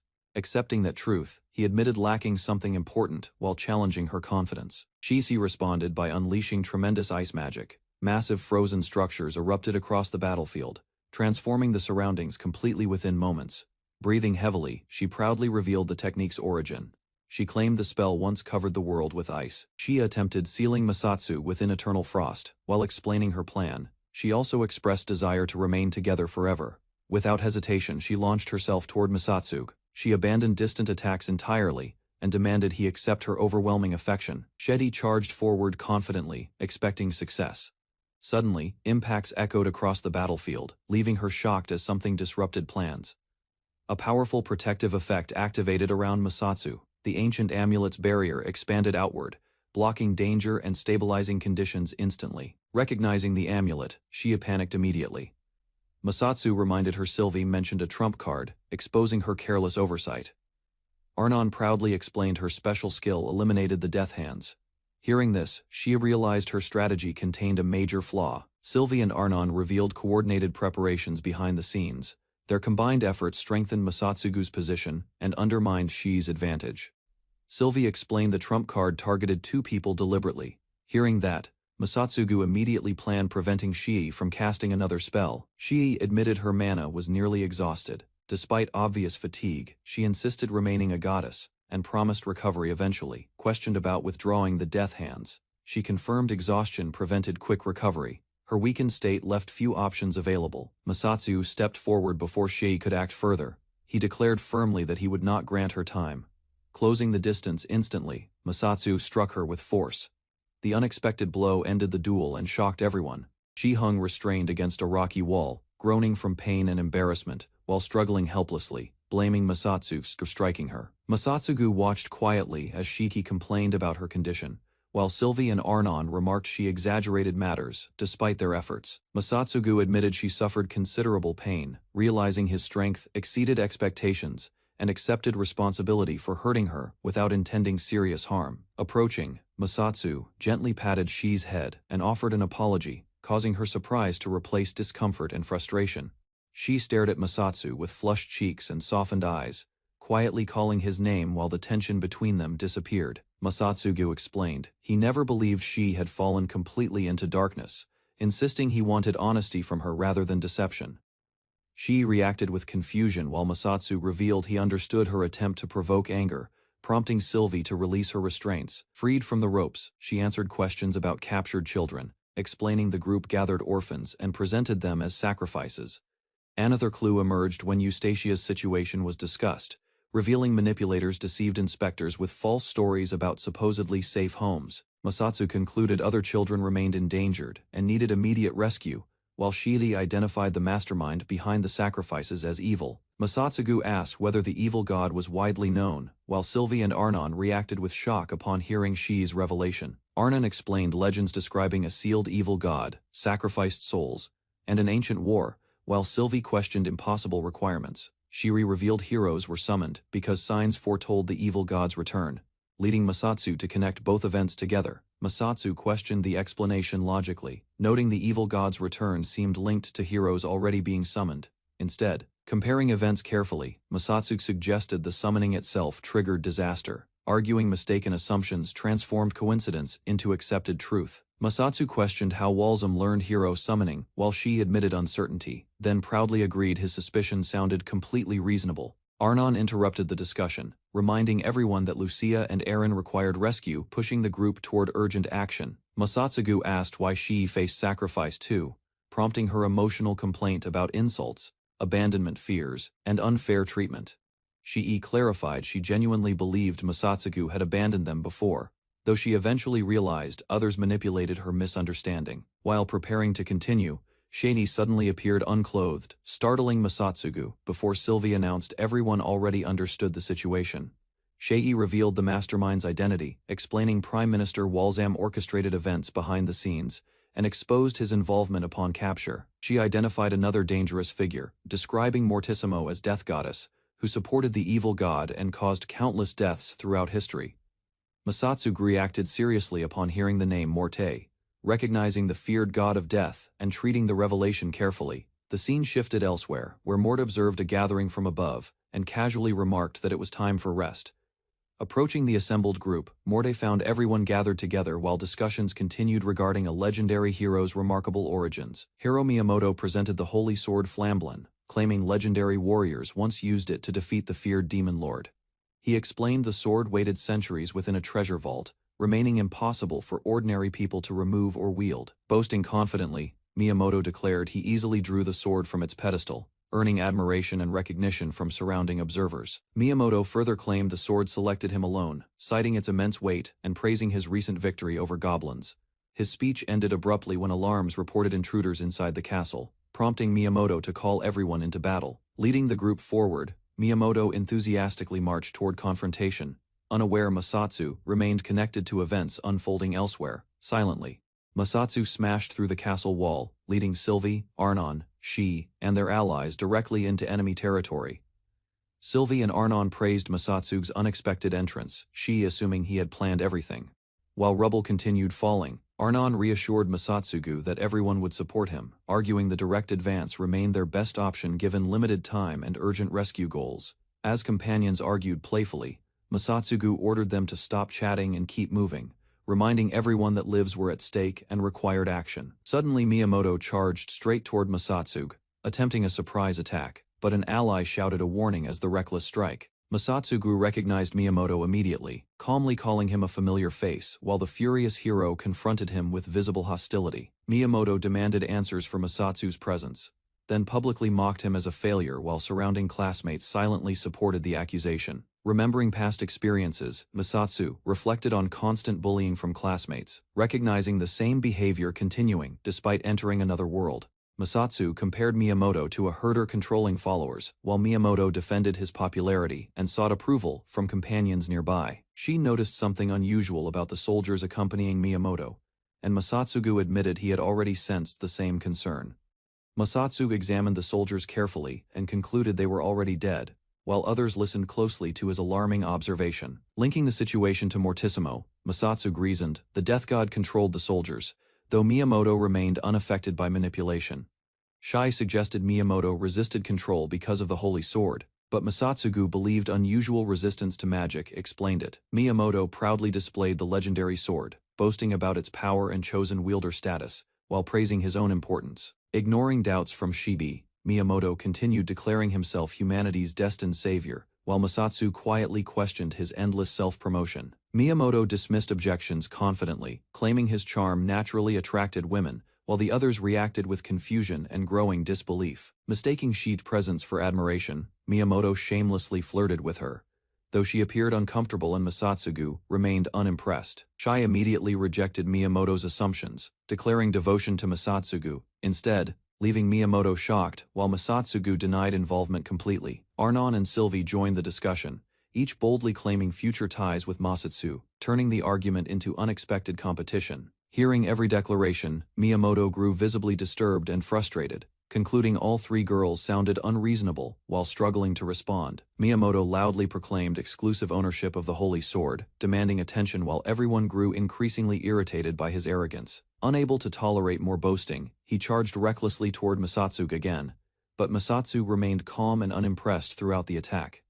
Masatsugu effortlessly avoided the charge, seized the holy sword directly from Miyamoto's grasp, and stopped his momentum completely. Examining the weapon casually, Masatsugu pulled it free without difficulty, leaving Miyamoto stunned as the legendary sword changed hands. While testing the blade, Masatsugu noticed its unusual properties, and she realized the weapon could even threaten divine beings. Miyamoto stood frozen in disbelief, completely stunned after watching Masatsugu handle the legendary holy sword without difficulty whatsoever. Masatsugu examined the weapon closely and acknowledged its remarkable power, while she expressed concern about its dangerous capabilities. Unable to accept reality, Miyamoto demanded an explanation, while Masatsugu calmly wielded the sword, proving his superiority beyond doubt. Miyamoto angrily demanded answers, shouting in disbelief after witnessing something impossible, convinced another person had unfairly stolen his achievement. Grabbing Masatsugu, Miyamoto accused him of cheating somehow, while Masatsugu remained confused and questioned what exactly prompted such outrage. Miyamoto complained the sacred sword should belong exclusively to him, wondering why Masatsugu could wield it effortlessly, despite expectations. She stepped forward and explained the sword possessed special conditions, declaring unauthorized people could never truly claim its power. Clarifying the truth, she revealed Miyamoto was never chosen as the sword's wielder, serving merely to deliver it instead. Miyamoto desperately rejected the explanation, insisting he earned the holy sword's recognition, while others reduced his role to transportation. She suggested Miyamoto's seemingly useless skill existed because he was actually the sword's intended wielder, leaving him completely stunned. Explaining further, Shii stated the sword manipulated destiny, forcing another carrier to pursue Masatsugu after he departed from the castle. Shii questioned the conclusion directly, confidently affirmed Masatsugu was the true wielder and source behind everything. Unable to accept the claim, Miyamoto furiously protested and demanded reasons. Refusing to believe the holy sword favored Masatsugu, Masatsugu questioned Miyamoto's motives, exposing selfish ambitions behind his heroic claims, and doubting whether he could protect anyone nearby. Reflecting quietly, Masatsugu admitted his failures and offered the holy sword back, believing himself unworthy of wielding it. The sword rejected Miyamoto completely, crashing heavily onto him and proving he could not use its power anymore. While Miyamoto panicked and begged for assistance, Masatsu's companions approached calmly, expecting him to resolve matters quickly. Masatsu lifted the holy sword with ease once more, sensing unusual familiarity and noticing it felt lighter than before. Masatsugu tested the holy sword cautiously, while she explained it possessed independent will, leaving Sylvie impressed by its behavior. Swinging the weapon once, Masatsugu unleashed overwhelming force that surged across the area, producing a massive destructive shockwave instantly. The attack shattered the ground dramatically, creating a huge crater beneath everyone, while Miyamoto stared blankly at the devastation. Shai accused Masatsu of pretending the result was accidental, pointing out he had completely split the battlefield apart. Surveying the damage, Masatsugu noticed enemies remained active, while companions struggled upright and admired the holy sword's extraordinary power. Sylvie and Arnon suddenly leapt forward with weapons ready, positioning themselves before Masatsu as they noticed unexpected movement nearby. Arnon loudly declared exclusive rights to receive punishment from Masatsu, while Sylvie focused on protecting guild leader Nao immediately. The pair launched a coordinated attack, ordering intruders to leave at once while striking swiftly across the damaged area, watching the chaos. Miyamoto complained about unfair treatment again, but Masatsu calmly questioned what problem actually existed anymore. Preparing to depart, Masatsugu offered the sword back, yet Miyamoto desperately chased after him, demanding possession of the weapon. The group moved toward the gate together, while she proudly claimed credit for helping Masatsu and demanded recognition for her effort. Masatsugu noticed the holy sword suddenly broke apart and vanished, leaving him staring silently as its power disappeared completely. Left behind, Miyamoto seethed with resentment and swore revenge, unable to accept everything that had happened around him. Ignoring Miyamoto's outrage, the others advanced through the castle, planning their next move while Sylvie and Arnon worked separately. She guided Masatsugu through another passage, but he suspected deception, believing information from Morde likely concealed a dangerous trap. Hearing suspicious noises ahead, Masatsu volunteered to investigate alone while the others turned toward another corridor searching for enemies. Shiki encouraged Masatsugu forward with confidence, then secretly slipped along the walls while several guards patrolled beneath her. The guards discovered Shi's presence unexpectedly and rushed into pursuit, while Masatsugu watched their reaction without showing concern.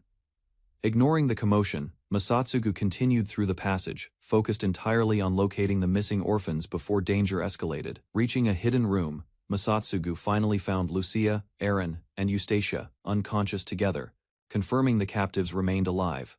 Masatsu called for the three girls to awaken, and Lucia slowly opened her eyes as consciousness returned.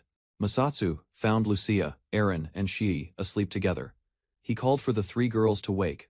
Lucia abruptly shouted for Masatsu, drawing attention. He entered the room while she stared quietly, appearing thoughtful. Masatsugu explained the adoptive parents were false guardians gathering children as sacrifices. Lucia praised his rescue, then urged returning to the orphanage. When Masatsugu prepared to leave, Lucia refused. She turned away and admitted she did not want departure either, causing immediate confusion and surprise. Lucia insisted she was serious and thanked Masatsu.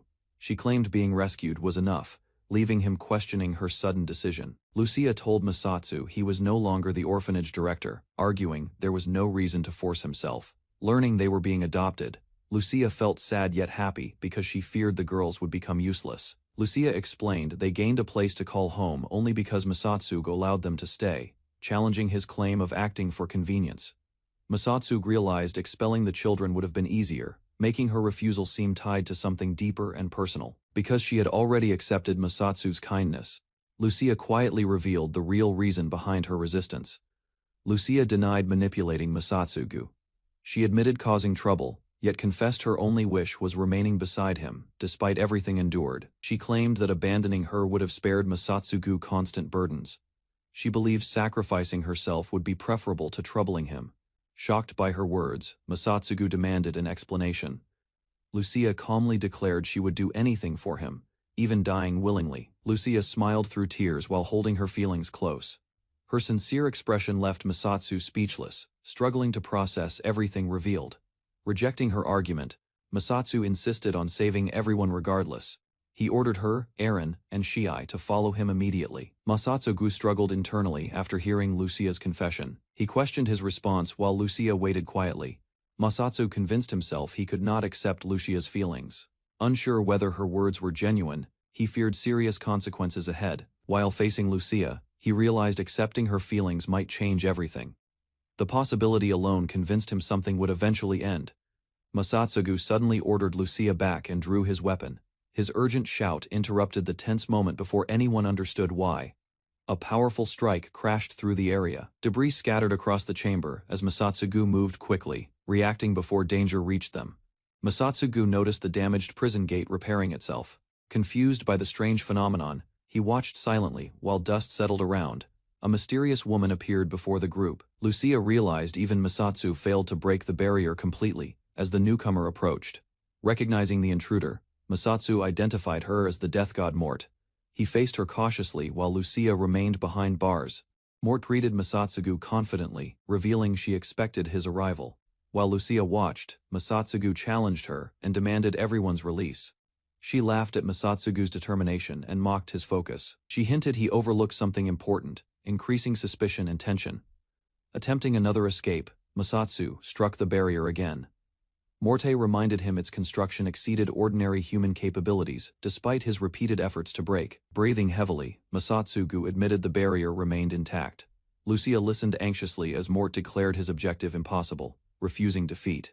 Masatsugu continued struggling against confinement. He grabbed the bars forcefully and vowed his efforts remained unfinished, despite mounting obstacles. Masatsu desperately pulled the bars with all his strength. Lucia watched in shock, because touching them previously produced no reaction. Morte revealed she created a special trick for this situation. She mocked Masatsu, claiming he failed to understand something obvious. Using her power, Morte launched Masatsugu away from the barrier. The impact interrupted his attempt and forced him backward. She explained the prison remained unbreakable regardless of effort. Masatsugu noticed similarities between barriers while Lucia observed the situation carefully. Lucia finally understood the mechanism involved. Powerful attacks triggered matching mana resistance, while weaker contact treated the barrier like steel. Masatsugu remarked the prison seemed excessive for holding children. Morte agreed calmly, showing little concern while observing his exhausted condition. Morte dismissed Masatsugu as merely human, despite his abilities. Breathing heavily, he glared back, refusing to accept her judgment. Believing resistance was pointless, she claimed Masatsugu exhausted his strength. While speaking confidently, he quietly reached toward the bars. Masatsugu suddenly lowered himself beside Lucia. Alarmed by his condition, Lucia called out while watching his unexpected movement closely. Morte declared everything finished and mocked Masatsu's efforts. She argued failure to approach the girls made further resistance meaningless. Morte announced a prophecy involving the evil god Luikwi. She prepared her duty calmly, accepting endless wandering between life and death. Lucia desperately begged Masatsugu to escape alone. Ignoring her plea, he tightened his grip and continued searching for solutions. Masatsugu refused Lucia's request immediately. Although no longer director, he could not abandon the children trapped behind the barrier. Questioning his own motives, Masatsu admitted uncertainty. Even so, he felt there remained reasons worth fighting for regardless. Facing Morte, Masatsu rejected sacrificing innocent lives. He refused supporting any action that threatened the world for others. Lucia quietly approached the barrier and touched it with determination. Masatsugu noticed her actions immediately and questioned her intentions. Holding a hidden knife, Lucia tearfully claimed everyone would benefit from her absence. She prepared cutting restraints despite Masatsugu's objections. Masatsugu realized Lucia intended harming herself. Morte noticed the change as a crack appeared, signaling something unexpected occurring. Masatsugu smashed through the barrier and stopped Lucia, shouting fiercely. He admitted her suffering mattered deeply to him all along. The prison structure crumbled around them, injured but smiling. Masatsugu explained the barrier failed because Lucia created weakness within its design, unknowingly herself. Masatsugu called Lucia's name firmly. Startled by his serious tone, Lucia responded nervously while waiting for his next words. Masatsu explained his protection had nothing to do with authority. Regardless of position, he wanted to keep Lucia safe personally. Lucia smiled through tears and finally understood. She confessed wanting to remain beside Masatsugu forever, because their feelings seemed alike. Embarrassed by her response, Masatsugu reluctantly agreed they shared similar thoughts. Lucia immediately accepted the idea with cheerful certainty, watching their exchange. Morte admitted surprise. Despite her schemes and restrictions, their determination surpassed expectations and achieved an unexpected breakthrough. Morte unexpectedly praised Masatsugu as the Sword of Man. Confused by the title, he stood silently while processing her statement. Masatsugu admitted hearing the title for the first time. Morte appeared surprised while he dismissed its importance without concern. Introducing herself formally, Morte declared loyalty to the evil god Luikwi. She vowed to break Masatsugu's resolve and continue pursuing the world's destruction. Death god Mort confronted Masatsugu Naomi, declaring another attempt to destroy the world before launching a swift opening attack. Despite Morte's relentless assault, Naomi blocked several strikes, counterattacked, and forced the surprise death god backward through overwhelming sword pressure. Naomi realized his protective power had returned, while the fox-eared girl recognized his true ability as Morte recovered for another clash. Naomi continued resisting alone, meeting her powerful strike head-on while preventing her advance toward the world's destruction. Determined to protect everyone, Naomi rejected Morte's harsh claims, standing firm despite doubts surrounding humanity's worth and his heroic responsibility. Insisting he only accepted being called the Orphanage director, while keeping Morte focused on their ongoing battle. Naomi exploited Morte's poor ability, exposing her weakness before identifying another god secretly supporting her actions from behind the conflict. Morte ignored Naomi's attack, deliberately delaying the battle, while avoiding direct confrontation until an unexpected presence interrupted his attention. Naomi realized Morte had stalled intentionally, then recognized his summoned classmates arriving nearby as she revealed her hidden preparations. Accusing Morte of controlling his classmates, Naomi learned she had manipulated humanity's death aspect instead, turning them into obedient puppets for battle. Morte ordered Naomi's controlled classmates to attack, but he prepared himself while refusing fear and protecting everyone behind his determined stance. Naomi fought through the puppets, allowing Morte to escape, before his rescued companions arrived after escaping their imprisonment. Learning Morte had fled, Naomi accepted the fox-eared girl's tracking ability, gathering his allies before beginning the pursuit across the area. The companions united, following Naomi as everyone prepared themselves for another dangerous confrontation against the fleeing death god Morte. Confidently, the group declared Luna Orphanage's comeback, advancing together toward their final battle with Morte to protect the world once again. Naomi accepted his companion's encouragement, deciding to act freely while orphanage members supported his determination without hesitation together onward. Reaching the damaged orphanage, Naomi discovered zombies surrounding the area as Aaron guided frightened survivors toward shelter inside immediately. Aaron prepared powerful wind magic while another energetic companion warned nearby zombies to stay away before joining the defense. Fighting together, the girls helped Naomi realize Morte's kidnapping scheme manipulated recent events, including the foster parent deception completely. Observing Luna Orphanage, Naomi concluded Morte targeted their home because protecting it awakened his extraordinary power once again fully. Following the fox-eared girl's guidance, Naomi tracked Morte while admitting protecting everyone mattered beyond his duties as orphanage director. The group reached the throne room together, then Naomi slowly pushed open the massive doors before everyone entered with caution. Inside the ruined chamber, Morte waited calmly upon her throne, welcoming Naomi and his companions before their decisive confrontation finally began. Naomi questioned King Walzam's fate, but Morte dismissed humans as insignificant, refusing to distinguish one fragile life from another. Standing before Morte, Naomi noticed her unusual appearance, while preparing himself for another confrontation inside the devastated throne room. Morte invoked an ancient power, causing the throne room to explode as Naomi and his companions endured falling debris. As the shattered palace collapsed around them, Morte emerged unharmed, watching Naomi's group prepare for another desperate confrontation.